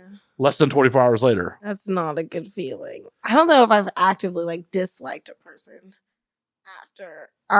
Maybe like years after. I'm like, oh, like you're not a good person, right? Right. Like that's natural. Like you grow apart from people. On a positive sex note. I recently have been exploring my sub side, and I got tied up in New York. And left just like in someone's apartment for a few hours while they went out and did their thing. Sort of like a almost like a free use bondage sub play. Like I was tied to the bed for a few hours while he was working. Did they at least leave you a bedpan? And then he let me out, gave me a break to potty and get water and hit my vape. And then I was tied to the radiator to the wind, like right by the window. Some Black Snake Moan shit. For like an hour and a half while he went to get lunch with one of his friends. And so during this hour and a half at the radiator, though, I thought I was going to be smart. And so I sat my vape like right in the window thing, right? And I'm like, okay, my hands are through the window bars and I got handcuffs on, so I can't move past that, right? And so I sit the thing down and I'm standing, but I have the ability to kneel if I want. But I'm like, I'm going to stand for as long as I can, and then I'll kneel and then come up, right? Because I'm going to be here for I don't know how long, right? So I'm like coming up with this plan in my head. And so I sit this here, and he's getting ready to walk. I already tested it. I went down to it, and I came back up. I'm like, it stays, right? So then he gets ready to leave. He's walking out the door, and I make some movement, and my fucking vape falls between the window, the wall, and the radiator. Like, oh no. And I'm like, shit. And he's like, what? What's that? And I was like, And he's like, I know exactly what it was, and I'm not getting it for you. And he walks out the door. See, that's a brave man. Like, I would be afraid that you would be pissing all over my floors. That would be my... He did ask if I had to potty during my break, and he asked if I wanted water while he left. So I had water before he left, and I was like, I think I'll be okay for a few hours without water, right? I'm a sub, right? I'll be fine. And when you get back, I might guzzle a bottle. Who knows? But like at that point, I felt that I had drank in enough water. He had fed me and all that stuff. So I'm just worried about it coming out the other end and like having to clean that shit up. Yeah, no. I was more upset about my vape. Then again, it could have been hotter. Like if you pissed this fucking floor, be like, yo, clean that. Yes, for sure. I am a service sub too, so anything you want me to do, cook, clean, anything you want me to do, clean. And I love it. Okay, well now you're definitely. I'm in. I'm in. Okay. Yeah. So keep that in mind for my potential boyfriends for sure. Well, I'm Love, apparently going to try to fill the LA I spot now. love to please. I'm going to try to fill the LA spot if you're going to clean my apartment. Shit. I mean that's why I've been married for 5 years, and everybody always says that. Like guys are like, "Oh my god, I want to marry you," and then I tell them I'm married, or I tell them I'm married, and they're like, I know exactly why. I mean, like they'll just talk to me. It's like, damn, bitch, you were. I guess I'm just cool, man. Well, I agree. I agree. You're cool. I can. I can be like one of the guys, but I'm definitely girly. I'm always in my heels, but I'm right there. I'm down. Well, and there's plenty of times where you don't want to be with one of the guys. Like, Yeah, definitely not. The girls, I love my girl talk. I love my girls. Oh my god. I just did my girl scene with Charlie Ford, Australian chick for adult time yesterday. And oh god, her accent was super cute. She's like cunt, cunt, cunt. Like I can't do it. I want to say hello, but that's like not even the right accent. But like she's just so fucking adorable. Like, oh, I love my ladies so much. And then like I have this ritual in Florida. Anytime a girl in the industry is in Florida that's not from Florida, I invite them. But I have my regular girls that live there where like every weekend we go to Hallover, which is the naturalist nude beach in Florida. Super easy access, so it's just like a super cool place, and like it's such a community there of all the regulars and stuff. And there's a food truck that's fucking bomb as shit. And so it's like a good vibe. And so we go there and we dish and we have a girl talk and we talk about all of our little boo things and all of our boyfriends. And some of the girls, you know, they've got their sugar daddies and I've got my husband and we've got our people. And like, it's really good to just be with the girls sometimes. But for the most part, I love to like, the girls don't want to like rage on with me like guys do. Guys are irresponsible. And that's what I love because that is me. Let's go be irresponsible together. Let's go do some shit we might regret, but probably won't. Like my best friend in Alabama, Wes. Can't wait. I'm going to see him when I get home. And like we lost him in New York for like 6-7 hours. And the two girls, he's in a throuple. And that sounds exhausting, by the way. Oh, trust me, his life. And he's got like 5-6 kids. Wes is awesome. Wes's life is awesome. He's from Alabama, a simple Southern guy that just somehow ends up in a throuple with 7-8 kids. And like, it's a whole thing. But like, well, apparently his pullout game is trash. Yeah. But like, so we are in New York and we lose him and the girls are losing their mind. Meanwhile, I'm like, dude, it's okay. Calm down. I know Wes. I know he's out there living his best. Like if he needs us, he'll call us. Like, you know, and they're freaking out. We can't find his location. They're trying to track him down in the streets of New York. There's no way I'm going to I'm not about to try to track nobody down in the streets of New York. Even if I am like deathly afraid of your whereabouts right now, I'm calling the cops because it is New York City. Like, let's be real. Yeah, but the cops ain't going to do shit. Like, but let's be real. What are you going to do? Walk in the streets of New York. What are you going to do? Right? Find a bar. Right? Like, you know, and so like they're freaking out. And I'm like, you know, it's West, right? Like, at one point we find him and we bring him back to the hotel and they're like, Hazel, you need to calm him down. You need to go. He'll listen to you. And so I go and I'm like, Wes, let's go have a drink at the bar and figure this out, right? The girls are freaking out. You know, you can't keep wandering off in the streets of New York. And he's like, nah, fuck them. It's fine. It's fine. And I'm like, all right, Wes. I turn around to order our drinks. And I'm telling you, Matt, it was not even 30 seconds. I turn back around. This is a pretty big lobby of this hotel. I turn back around and he is not in sight. I mean, not in the lobby, not walking towards the elevator, not going any which, like, has disappeared. And so that's the second, at that point, I'm like, all right, fuck it. I'm going out and having a good night in New York tonight. I'm not going to spend my night looking for Wes. One of the girls is pissed. She's like, I'm going upstairs. I'm upset over this whole situation. I just can't even go out and have a good time. The other girl's like, I'm going to go have a good time. But she's like on some crazy shit. And I'm just like, you know what? No. So Wes comes home the next morning. He's like, oh, I just got caught in a flash mob. Sis shows us videos of him having the night of his fucking life. He had turned off his location. He had like basically put his phone on airplane mode, made a series of irresponsible, bad fucking choices and mistakes, and somehow ended up in this amazing flash mob in the middle of Times Square, living his fucking best life. And I love it. I wish I had just like wandered off with him and not been so worried about it because I'm like, guys are irresponsible. They're fun, man. They're fun, especially when they're drunk. You guys are fucking wild. Oh, been known to do some ignorant shit. And that's kind of the beauty of like the modern era. Because like back in the day, if someone came back with a story like that, I ended up you'd be like, bullshit. And now you're like, I have proof. Yep, I got a video of me in this flash mob. I was like, Wes, and you could just see him smiling. The guys are like welcoming him in. They're like, come dance with. Like he was living his fucking best life. And these bitches are out here freaking out. I'm like, God. Fucking ridiculous. So like, he's an adult. He'll be fine. He'll be fine. That's my thing. The guy has 6 kids. I'm not worried about him. I mean, his 6 kids should be. If he dies, he won't get child support. No, like I am like, Wes is okay. Wes is okay. Wes is my best friend. I love him so much. And I know you think a throuple's hard. I'm trying to have 8 bitches in my front yard in and out. What do you think that's going to be like? Yeah, but you'll have staff to deal with them. True. Wes just has him. I don't know. Do you remember the Playboy Mansion house, right? There was always that little old white lady that kind of took care of everything. Yeah, there was that is my role. Remember, I'm a service sub. I kind of want to be her. So I will kind of still be, I won't be like sweeping everyone's floor, but I still will kind of be in control and in charge of making sure everything is. The mansion had a full fucking staff.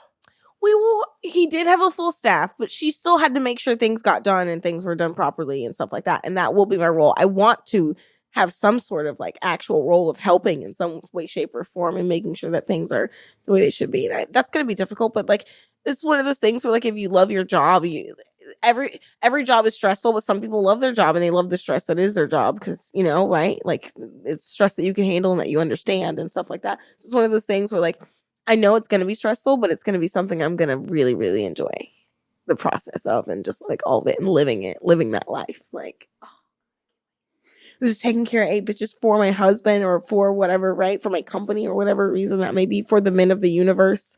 Sounds like a lot of fucking effort. Yeah, but I mean, it's going to be like, I'm surrounded by 8 bad bitches and a beautiful property and I'm selling. I'm not sure the juice is worth the squeeze. I think it is. I mean, there's only one way to find out. I could be completely wrong, but I'm also invited to the farm. Aw, you're going to, wait a minute. Is that a euphemism for putting me down? Like you're going to send me to the farm? Oh, no. You're going to send Matt to the farm? It was a plantation. I'm trying to make it nice. And you're like, oh, so you're going to put me down? And I'm like, come on, Matt. Work with me. I mean, I thought I was. You're going to put me down. Like I finally get release. Maybe. Oh, boy. Eesh. That was not a no. Shit. Hazel, what have I done to you? Like what? What haven't I done to you? We don't put men down at the farm. We don't put men down at the farm. We love men at the farm.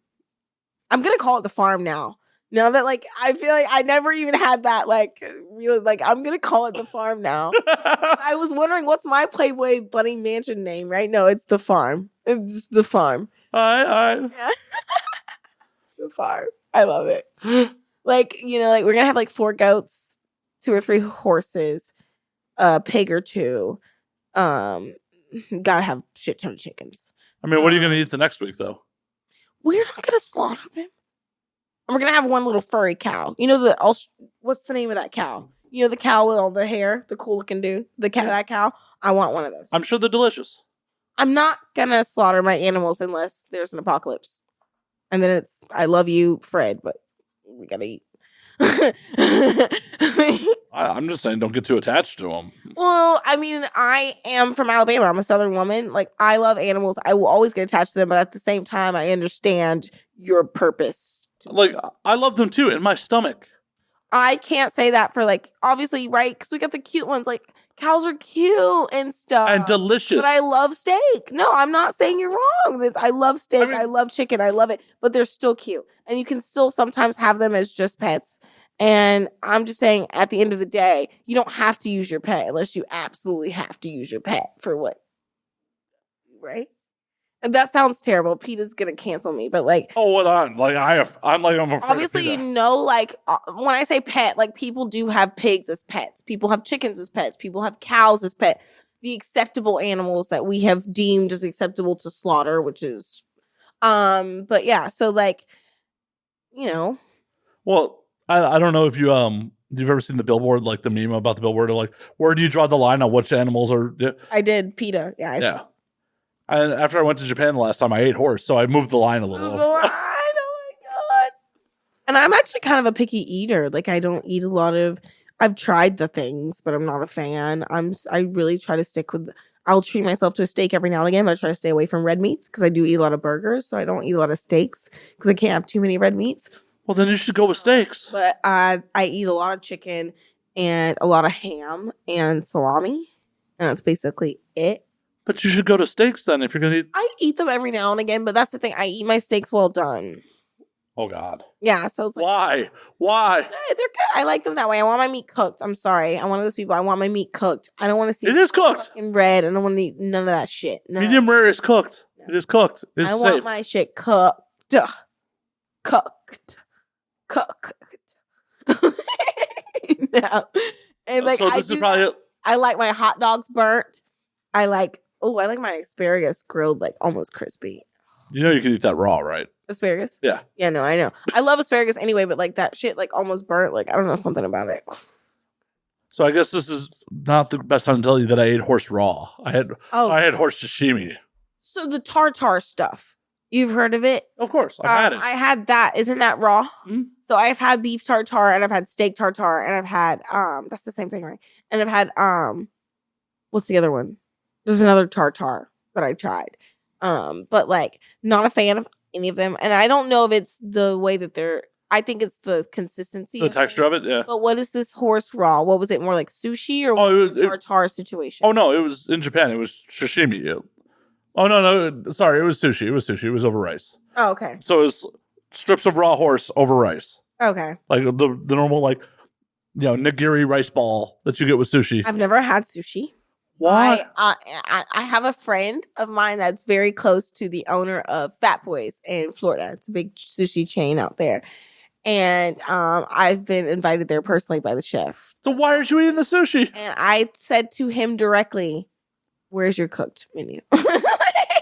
Where's your cooked food? Hey, dead serious. Like, I do not like cooked fish. I'm not a fan in most cases. And I didn't eat sushi for a very long time because I'm like, I don't like cooked fish. Why the fuck would I eat sushi? Yeah. And then I ended up on a date with a girl in New York in like 2013. And we went out to dinner and like she's like, I'm gonna order sushi as an appetizer. And I'm like, I'm not about to be a bitch in front of this girl. Mm-hmm. And I ate it. I'm like, this is fucking delicious. And everybody, I have a friend on Hell, that is a huge proponent of it. And he was the same way. He's like, I hated it for years. I always said I never would. And I tried it one day. It changed my life. You have to do it, Hazel. You have to do it, Hazel. You have to. Everybody says you have to do it, Hazel. You have to do it, Hazel. I'm sorry. Hazel is not doing it. Why not? I don't know. I mean, in New York, I'm like not a fan of guacamole. But during my session, I was tied up. He brought me food and gave me this chicken sandwich that apparently had guacamole on it. And I didn't know until halfway through. So it's like, maybe I don't hate it as much as I thought, right? But then like once I knew it was in there, I did start to feel I think it's the consistency for me for most things. Yeah, but you haven't even had sushi, so. Yeah, no, I don't know. I think maybe one day I'll definitely, I'll have to go to Fat Boys. You guys check out. Oh, no. Hazel, can I just tie you up and feed you sushi? Yeah. Okay. If you tie me up, I guess I have no choice, right? I mean, you definitely have a choice. I'm not going to unconsensually force feed you sushi. Force feed me. But I feel like that would be in your comfort zone. I've consented to you being my dom. I think I trust you at that point to force feed me anything. All right. Yes. At that point, if I've consented to you being my dom, then yes. Well, I'm just saying, I want to tie you up and feed you sushi. Like, it doesn't even have to be anything sexual. I just nothing sexual, just feeding you sushi. Like, I feel like this is the way to resonate with you to get the sushi in your mouth, and I want to change your life like this. Yeah. I love it. Okay, do you have another one of these? Yes. I'm gonna need, because I got more of this and none of this. I will run and grab you another can. Welcome to the Hazel Grace Show.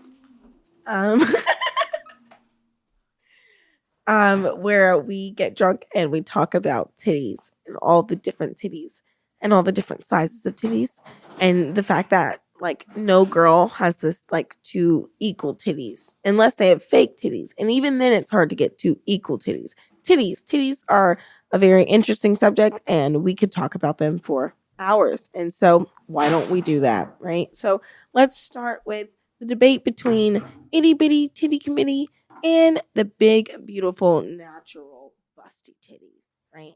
So, personally, I'm an in the middle kind of guy. Like, give me a good. I don't even know if that's considered in the middle because the range, right? Like, it's a hard range. But Hazel, grab that ice cube, please. I'm done. Oh no, you show rolling. No, we can definitely talk about tits. Like I'm a big fan. Are you okay? I was just about to tell them. I am a breast fan. I was just about to tell them where I land on the scale, like when it comes to sizing of them, because I was telling them we could talk about them for hours. There's lots of right, but like sizing, I'm right in the middle. Like, give me a good B or C cup, like kind of like or just like barely has a little under to it. Right. And it just like kind of right. Cause like the A's are like kind of just like there. Right. Like come out a little. Right. But like that perfect little, you know what I'm talking about? Where it's just like a little like. Well, it depends on the body type. Like, you're a C. It depends on the body type. Like there's definitely girls where like there's small girls and like a C cup would like on someone with your body type would be like, be big fucking tits. Mm-hmm. But then, there's girls that are like a little curvier where like a D. Still like a B or C on a curvy girl. See, I want proportions. Well, let me show you a girl. But also, because I also have big fucking hands, so like I need at least a handful. Yeah, definitely. So I have this girl in mind just because like she's kind of thickish, right? But her tits are like a B or C. They're not like huge, but she's got nice hips, nice body, nice figure. This is why I say I could do a good B or a C on any size, ranging from the tiniest girl up until like maybe a little bit bigger than her even. And then, yeah, I want bustier. But she's like, right? She's like standing beside you. Like she's right. I mean, she's definitely cute. Don't get me wrong. But I don't know what it looks like when it's the bra's off, when, she's not posing. Oh, well, then I can show you that. I'm sure I've got nudes of her. I'll show you later, though. All right. But if that's a better idea. I mean, she's definitely cute, but yeah, I'd like to see him a little bigger. A little bigger on that size, you mean? Yeah. Okay, so I see what you mean. I was just trying to gauge where you were. I mean, I'd still fuck her. Like, if she wants to get laid tonight, I will put out. She's in Miami. Well, get her on a plane. I'm not buying. I have to get her on a plane. If she was a woman of color, I might do that for you if you'd record it for in melanin. Get my first scene. You're like, I'm gonna turn you out, Matt. I'm gonna turn you out. Like, I do own malecastingcouch.com. Nice. And one day hope to have so much fucking fun with that, turning dudes out. Turning dudes out left and right. Every time you guys message a new porn, I'm going to have there's going to be a public service announcement within the industry, and every girl that receives a message that says, help me. I want to be in porn. I want to be porn star. I want to do porn. Every time the girls get a message, they're going to immediately send it to me and at malecastingcouch.com, and I'm going to audition you. You may succeed. You may win. You may be the next big thing, but you're probably going to fail, and I'm going to use that scene. See, I guess I'm one of the few dudes who, I've just never wanted to be talented. Just never. I had my fun with it, but now I'm I want to be behind the camera. I want to direct. I want to watch the things. I want to create magic. I want to have my sex without the weird angles and the lights. Right. I want to have fun. I like sex quite a bit. Don't get me wrong. It's just, especially when I got in, there was only studio work. So you had to shoot, the studio chose who male talent worked with. Yeah.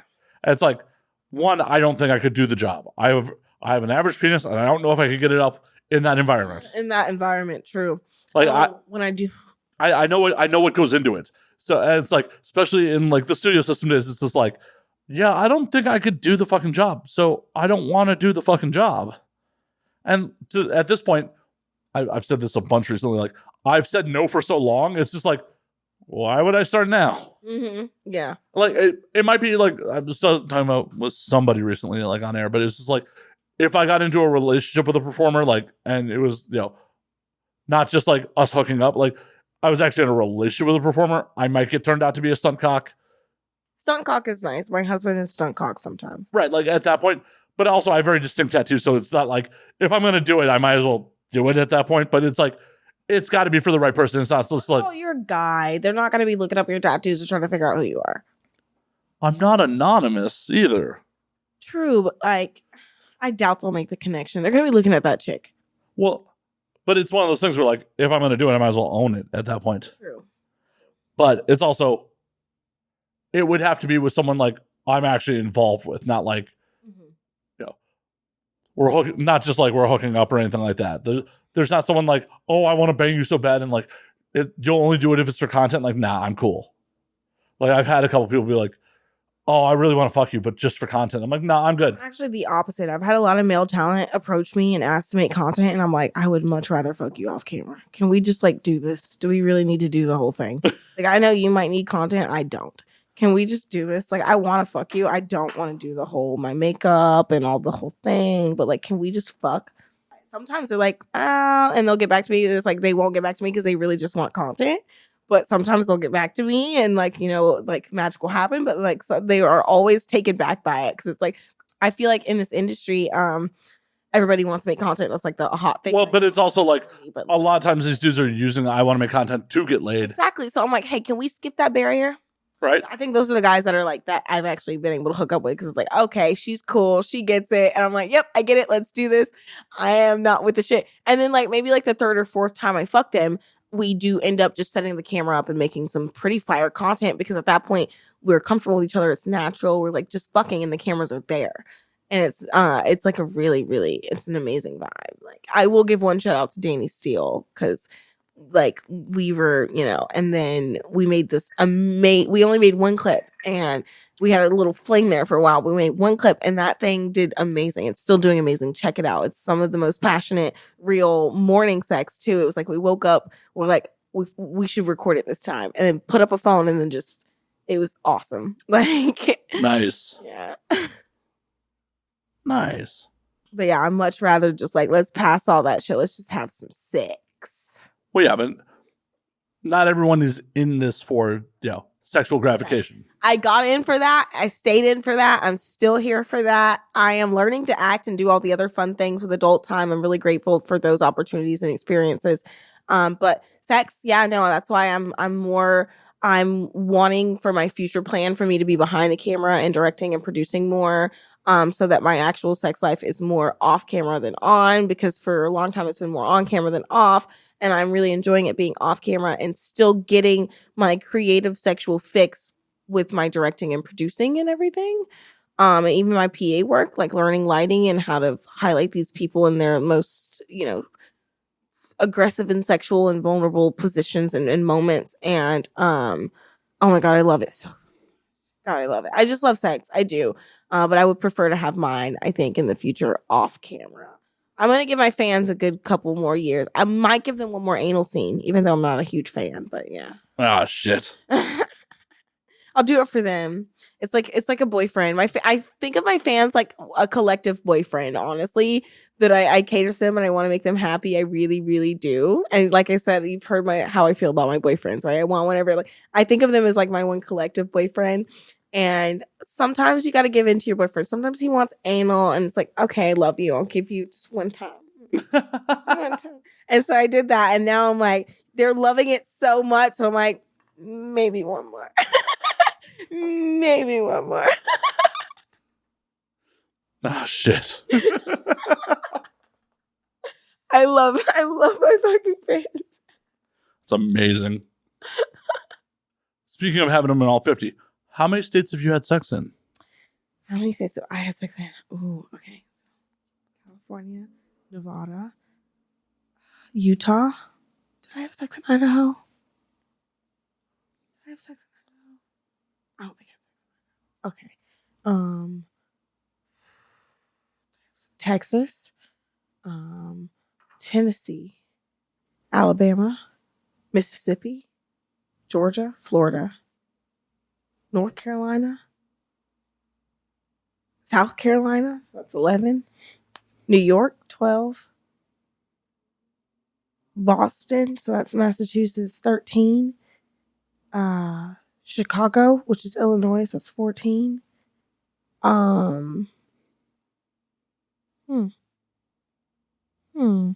New Mexico and Arizona, so that's 15, 16. Did I count Colorado? That's 17.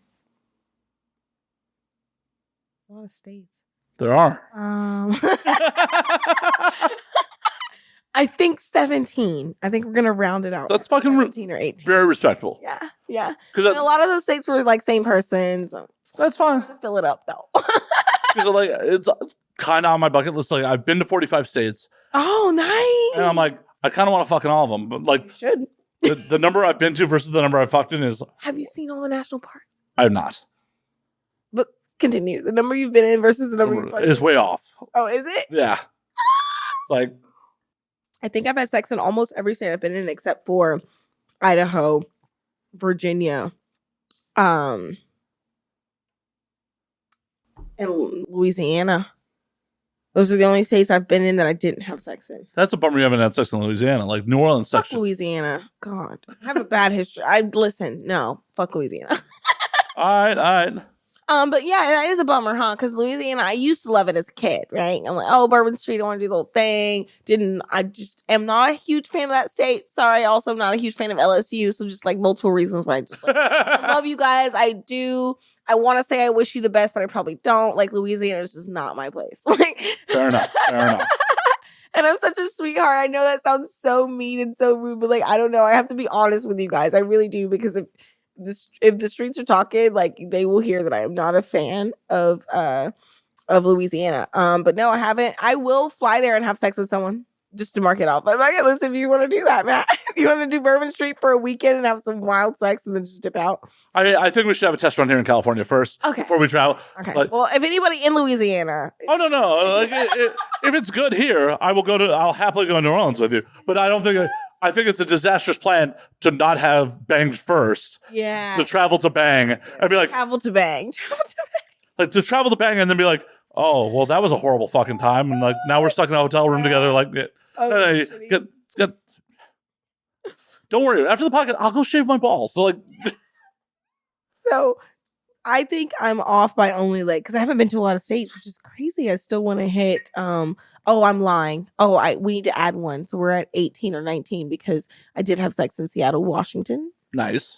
Yeah, I haven't been to Oregon. Montana's a big one I want to hit. North and South Dakota. I want to hit Vermont and Maine. I want to hit Rhode Island's a thing. It is the thing. Yes, it very much is a thing. But yeah, I want to hit every state in the States before I start next year. I want to start at some point after, or in between all those festivals, start going out of the country. I've never used my passport. That's depressing. Yeah, I've had it since 2019. I've just been like hustling, building a business. It's hard. Like you said, people don't like I get so jealous watching all my friends doing all these trips and doing all these things. But it's like I have a grind and a hustle to focus on that will like provide those trips for me in the future. And I have to remind myself of that and to be humble and to be happy for my friends that they're doing these things and having these great, amazing experiences and live vicariously through them. Because I have not been able to do that. But next year, I have been holding it down and being humble and working my ass off. And next year, I will get to do these trips by myself, probably just like, working still. But like, I'll get to do all the things I want to do and use my passport. I'm probably just going to do it easy at first. I might actually do it this year because I have time. I want to hit Canada and Mexico because they're right here. Because when I start traveling, I'm trying to go to Australia and well, the fucked up part is I've been on 6 continents. I've never been to Canada.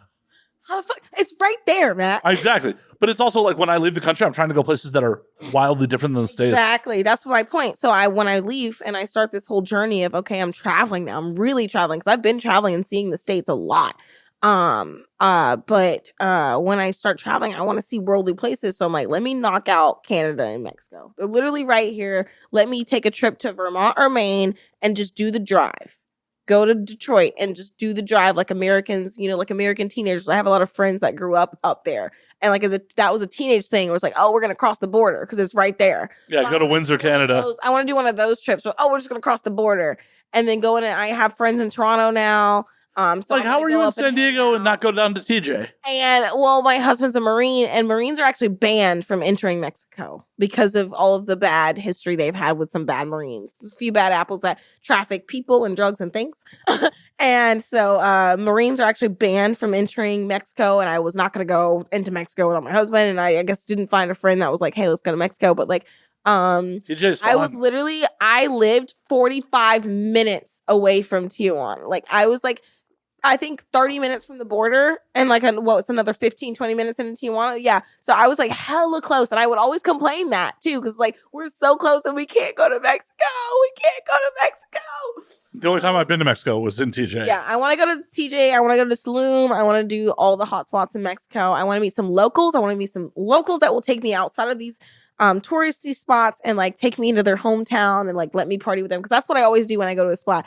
I'm finding me a local and you're taking me to the spots that the hole in the wall bars, the restaurants nobody knows about, that they're not just trying to fucking force feed tourist shit to you. I want to go to your homeboy's cousin's house and let's party with his abuelita. And like, that's what I'm trying to do. Well, and that's the way to do it. Like, that's how I do international travel all the time. I try to get Airbnbs, like, in hotels in neighborhoods. I always get Airbnbs because you're in the neighborhood. That it makes it easier. I've like Airbnbs for lots of reasons. Obviously, you miss the hotel because you've got the maid service and everything and all the help. But no, like, I honestly I don't want the maid service in like the whole time I'm there. Oh, really? Like, I don't want them in my fucking room. Like, oh, really? I'm very. Don't take advantage of any of like fresh towels. I'll get them from the desk. Wow. Because I'm very big on like, I don't. Luggage? You don't travel with a lot, huh? Oh, I do. Oh. But you don't need a bellman or anybody to take your stuff up? I'm a big fucking dude. I mean, I've done it myself too. Listen, I can do it, but I don't want to do it. I'm okay with doing it. I'm okay with doing it, which is why I make the handoff for the Airbnb because then I get closer to the locals. Well, it's one of those things where like, I have a lot of hotel points. Mm-hmm. A lot of hotel points. Like, I'm Marriott Gold for life. Marriott Gold. For life. Dead serious. I'm Marriott Gold for life. If I get 3 more years of Marriott Platinum, I'm Platinum for life. Jesus Christ. Like 2014 is at the top. Yeah. 2014, I spent 300 nights in Marriott properties. 20 what year? 2014, I spent 300 nights in Marriott properties that year. That's 365 days a year. You spent 305 days not at a Marriott. Correct. They're like, this nigga lives here. Yeah. I'm sorry, that was your. I let the N word slip a lot, but Juneteenth was yesterday. I'm allowed to do that anyway. Yeah. And you see how freely I use it. You're clearly not, but like I just, I'm a Jew. I'm that of the white people. God, don't say that. Anyways, I have a lot of status in Marriott. I have a lot of fucking points, so I stay in hotels a fair amount, like because I still have the fucking points, so like it's free. Yeah, you should. But I'm really weird about people in my space. So like I don't want housekeeping in there. Like I get that. When I do like put the thing on the door for housekeeping, I hide certain things, I close certain things, I neaten up because Yeah, no, I just would rather them not be there. And especially since in later years Marriott started offering bonus points if you didn't have housekeeping come in. Like, I'll take my points. Thank you. That's crazy. They're like, if you don't use our services, we'll give you points. Mm-hmm. Like, that's crazy. There were certain Marriotts that were like 500 points a night that you don't use housekeeping. I'm like, what? I'm like, done. I wasn't going to use it. Why they're doing that, right? Yeah, it saves on labor. It saves on support it, but okay. It saves on fucking labor. I mean, that's great, but they should pay every company should be paying their employees more. They should be paying their employees more, but I wasn't going to use the service anyways. Mm-hmm. So why not get points for it? Exactly. Yeah. But no, like the Airbnb situation, I sometimes get a hotel. And every time I do, I'm grateful because most of the time I don't get a hotel. So the few times that I do, I'm like, oh, I don't have to lug my 2 suitcases, my carry-on and my personal item and all my extra shit up to my wherever I'm going. There's a person here to do that. There's a person that's going to do everything. There's a person that's going to bring fresh towels. There's a person that's going to do all these things.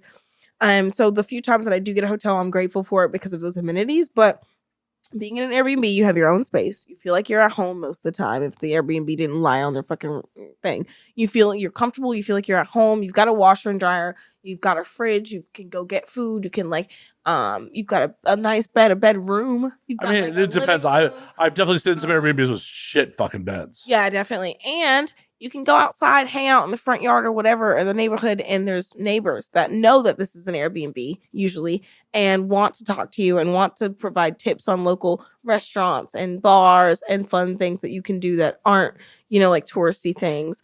And I love that more than anything. And also, I'm more comfortable having a few friends. I'm not like a partier because parties are banned. You can't have them on Airbnb. I don't have parties, but I always have a couple friends back to my place, and I feel more comfortable doing that in a spacious Airbnb than a hotel room. and having a few drinks and just chilling and like, okay, you've got a room, you guys can go. I always try to get an extra bedroom or a futon in the living room so like my friends can crash or like and it's a different experience. I love it. Oh, God, I spend so much money on Airbnb. I hate them. I hate all these, companies. America, right? We love them and we hate them. I think we don't love them. We put up with them because we have to because those are our options. But like, right? Yeah, but like they kind of suck. Airbnb fucked me a couple months ago. What happened? Miami. I had like a last minute trip planned before I moved there. And last minute they canceled it and made a whole fucking thing about it, like 2 days. And I ended up having to go through a whole different service and getting a place. They didn't even solve my problem. And I had booked this place like a week before. And the day I land, I'm having to now figure out I can't land, get my bags, and go to my Airbnb. I don't have a fucking place. And I have friends there, thank God. So like I was good, but it's like, why are you putting me through this? I rent with you guys literally all the time, like it's insane.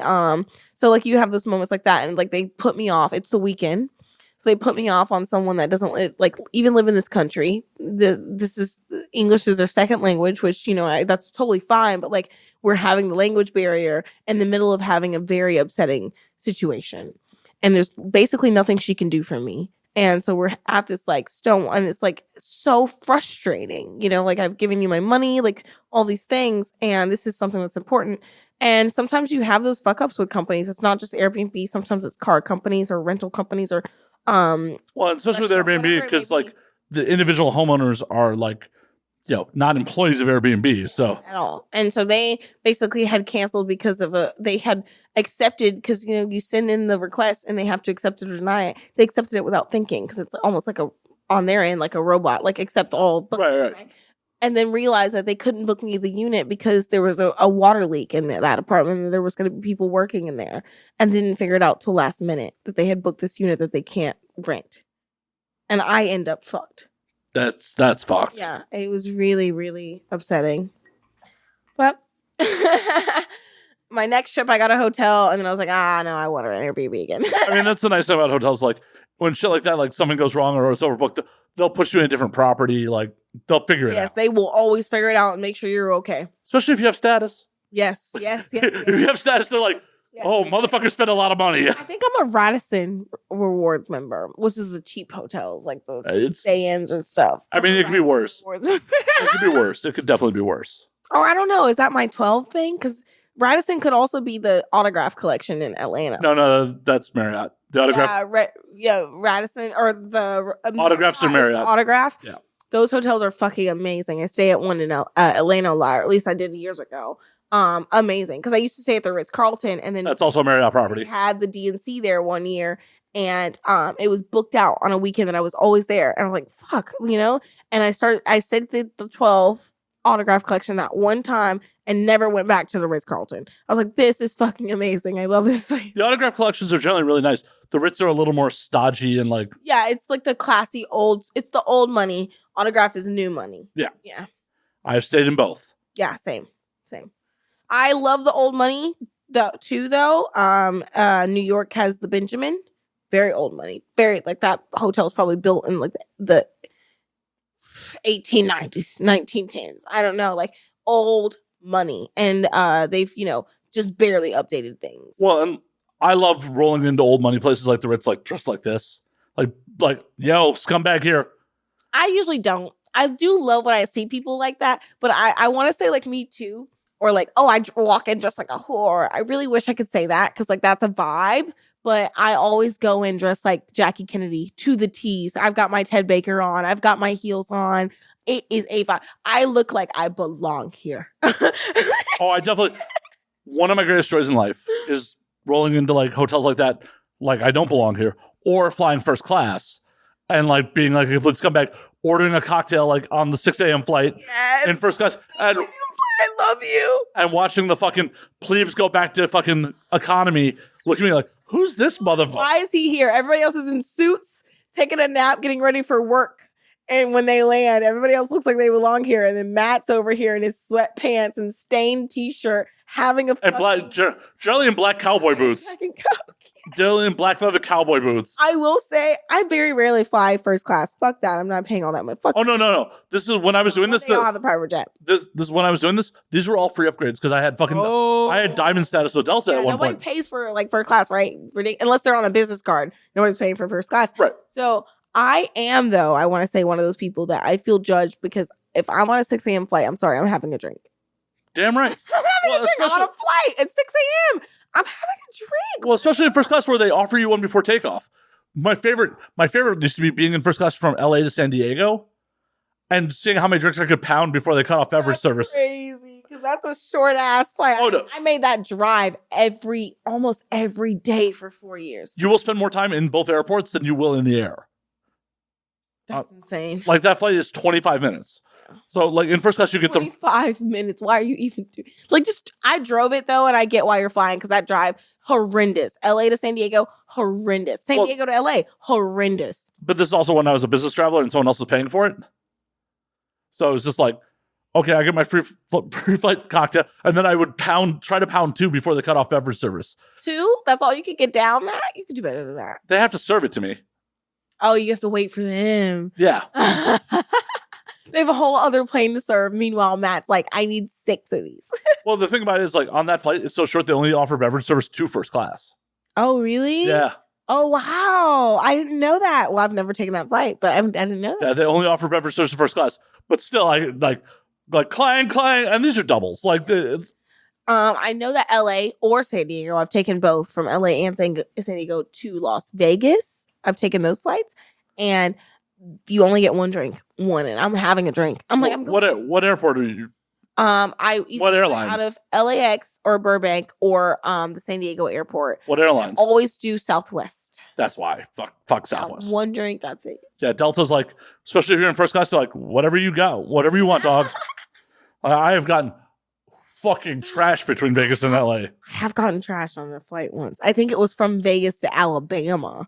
I threw up on a flight, but like my husband protected me. Like he gave me a sweater. I threw up into one of our sweaters, and then he's like, "Go to the bathroom." I went to the bathroom. I went in there. I cleaned up or whatever, and then I passed out. Like I fell asleep in the bathroom. He comes back there like an hour later. He's like knocking on the door. He's like, "Babe, are you okay?" He's trying so hard to not make a scene, right? He doesn't want me or us to be kicked off this flight. Because if I had been caught throwing up in the seat, like I would have been kicked off the flight. He's protecting me from the whole thing. Oh no, you've been like, I'm motion sick. Fuck you. Right. And then I go and he comes, he gets me from the bathroom. I come back. He's like, you just threw up. Like I didn't even remember puking. He's like, you just threw up everywhere. Like in our sweater, he threw the sweater away. Like when they came back for trash. And like, I have never been that fucked up on a flight ever. And it wasn't even that I got drunk on the flight. It's that we spent so much time in the Las Vegas airport waiting on our next flight that I got trashed at the Las Vegas airport. And they have those smoking rooms. So I'm drinking and I'm smoking. And then we get on the flight and I am sloshed, bro. And like that, I've never been drunk on a flight. Like, I mean, I've had a few drinks. I've been feeling good. I've never been drunk as fuck on a flight until then. I have definitely been drunk as fuck on a lot of flights. The worst was flying from Atlanta to London. Oh God. What is that? 16, 14 hours? 9. Is it? Yeah, it's only 9. Oh, nice. But it was not nice. I was in premium economy for Virgin Atlantic, which includes free alcohol. Mm-hmm. And I got wine drunk because the fucking being a British Airlines, they only had scotch. Free alcohol? Yeah. Oh yeah. I got fucking wine drunk and like I went and had to puke it up in the fucking bathroom. Oh God. And then I slept it off like at the very tail end. Mm-hmm. But yeah, no, there's been lots of flights where I got drunk. When I flew to that wedding in Spain, when my friends came and got me at the airport, like they're like, you smell like a still. I was in business class, like, so I'm just like, clang, clang, clang, just keep them going, clang, clang, clang. I promise you, if you can't do it regularly, don't fly international business class. It will fucking spoil you. Okay. Like having the full bed seat and them just waiting on you hand and foot. There's a bed seat. I forgot about that. My friend Braylon Bailey, she's a performer. She took a flight last night. I crashed with him last night. And right before, like after I got there, she was leaving. She's like, I'm going, I think she went to the East Coast, like New York or Boston or something. And she's like, oh, I got a bed this time. I was like, I have never been on one of those. They're great. But the problem is, if you can't do them on the regular, going back to coach afterwards is so hard. It's so hard because like I know that feeling. It's like I'm spoiled now. I did back and forth from Spain. With the bed. Back from New York on the way back from Cuba, to Japan, to Australia, back from Amsterdam. Like I've done it a bunch of times. So those trips where you're like, I went to there, but you didn't say back, right? To and from. So like those trips on the way back probably sucked, or on the way, right? Yeah, like so it's like Japan. I got a free upgrade. Okay. And I felt so bad. Let my audience heard this, but like my buddy who was traveling with me wasn't on my itinerary, so he got left in coach. Oh, I've never had to leave a friend in coach. Well, and I tried not to. That has to suck. I tried not to. Like I was like, "Yo, the person who got my seat in coach, can I swap with them?" And both the purser and like the two people sitting next to me, they're like, "This is a 14-hour flight. What are you doing?" Yeah, like take it, bro. Take it. Like your friend will understand. Yeah. Did he? He was kind of passive aggressive about it. Yeah, right. I'm one of those people who's like, my friend might understand, but I'm just gonna be a nice person and sit back there with him. I tried to. Please take this. I tried to, and like they talked me into it. I'm drinking the pre-flight mimosas as he gets on the plane. I'm like, "Yo, man, are you cool with this?" Way more lit than he is. I'm like, "Are you cool with this?" He's like, "Yeah." I'm like, "You said it. You said you're cool. You said it. You said yes. If you had said no, I would have fucking. But you said yes." But people say yes because they feel bad. Guess what? I don't want to sound like a dick. Guess what? I'm going to hold you to that. Say what you fucking mean. Say what you mean what you say. Right. Australia, on the way down there, I was in Comfort Plus, and I kept checking the app to see that there was a one seat left in business class. And I talked to the purser, and I'm like, "Yo, can I get what's the cost on upgrading to the last business class seat? It's a 15-hour flight. I'll fucking pay for it." She's like, "Let me take you out to the gate agent." Takes me out to the gate agent. Gate is like, "Business class is sold out. Go back to your seat." I'm like, "All right, cool." I'm walking with the person down the jetway. She's like, "Oh, it really sucks that you were willing to pay for it." I'm like, "Yo, if that seat's still available when the door closes, grab me." Mm-hmm. And I sit down in my row, and I'm like, I'm by myself in this fucking Comfort Plus row. I'm like, it'll be fine. Yeah. Then a couple with a baby sits down. Oh my God. I'm like, and I'm in the window seat. I'm like, this is going to be fucking hell. Oh my God. And you're in the window? You're trapped by them? The door of the plane closes. The purser sticks her head through the curtain like, "Right this way, sir." I'm like, "Oh my God, you are the fucking best." She's apologizing like, "The only seat we had available was next to the bathroom." I'm like, "Oh, you don't understand how much alcohol I'm about to drink on this flight." Yeah, I need that bathroom. Like, being right across from the bathroom is amazing. I need that bathroom. Fucking amazing. Coming back from Amsterdam to New York, that flight fucking saved a friendship because me and my friend were on the same itinerary, and I did all the booking, and he's like 5'7", like 130 fucking pounds. So I put him in middle seats on all the flights because I'm a much bigger human. Yeah. He was not happy about it by the time we had flown from Cape Town to fucking Amsterdam. And some large Dutchmen had been like leaning on him the whole fucking flight for 12 hours. God. And we're running through the Amsterdam airport. We're late because the flight from Cape Town is fucking late. We go to... That's always fun. They're already boarding like Zone 3 to America. When you land.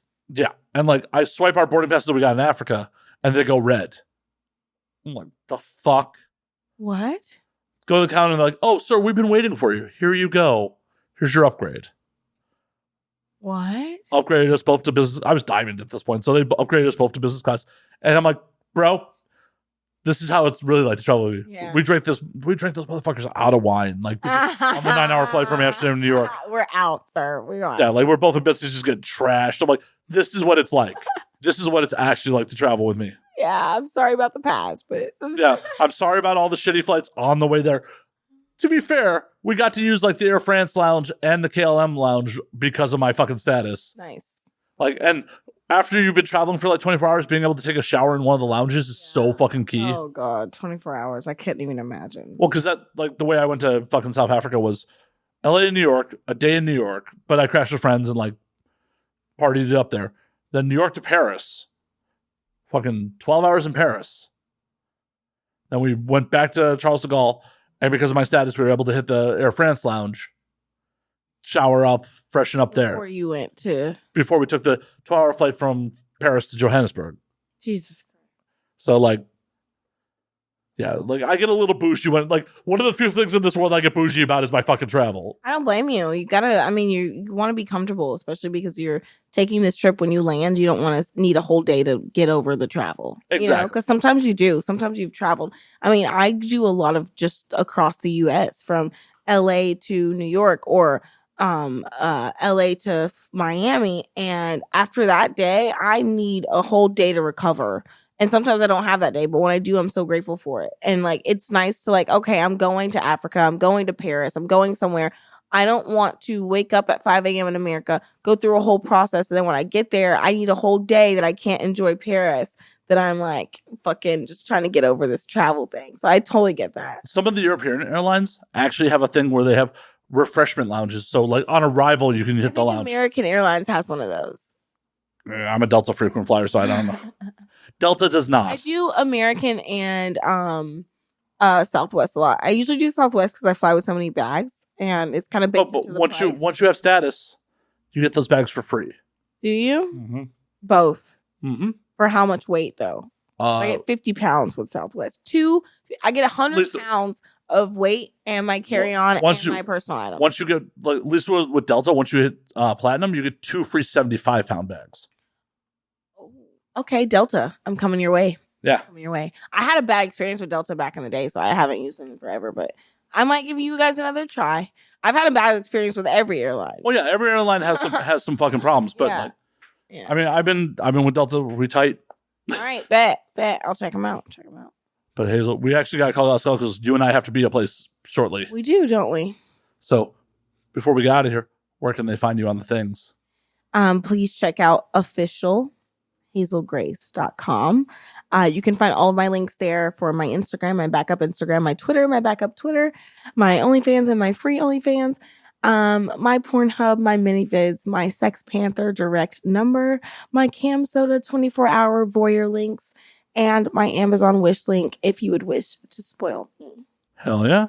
Hazel, it was a blast. We will do it again soon. But Hazel and I have to go to the Comedy Store about now. So yeah. As always, you can find me at Matt_Slayer on Twitter, Matt Slayer on Instagram, Matt F. Slayer on Facebook, twitch.tv/Matt F. Slayer. You can find the Patreon, get the video versions a week early, uncensored, at patreon.com/Matt Slayer. You can find the podcast at And Now We Drink on Twitter, and Now We Drink _ on Instagram. And until next week, drink up, motherfuckers.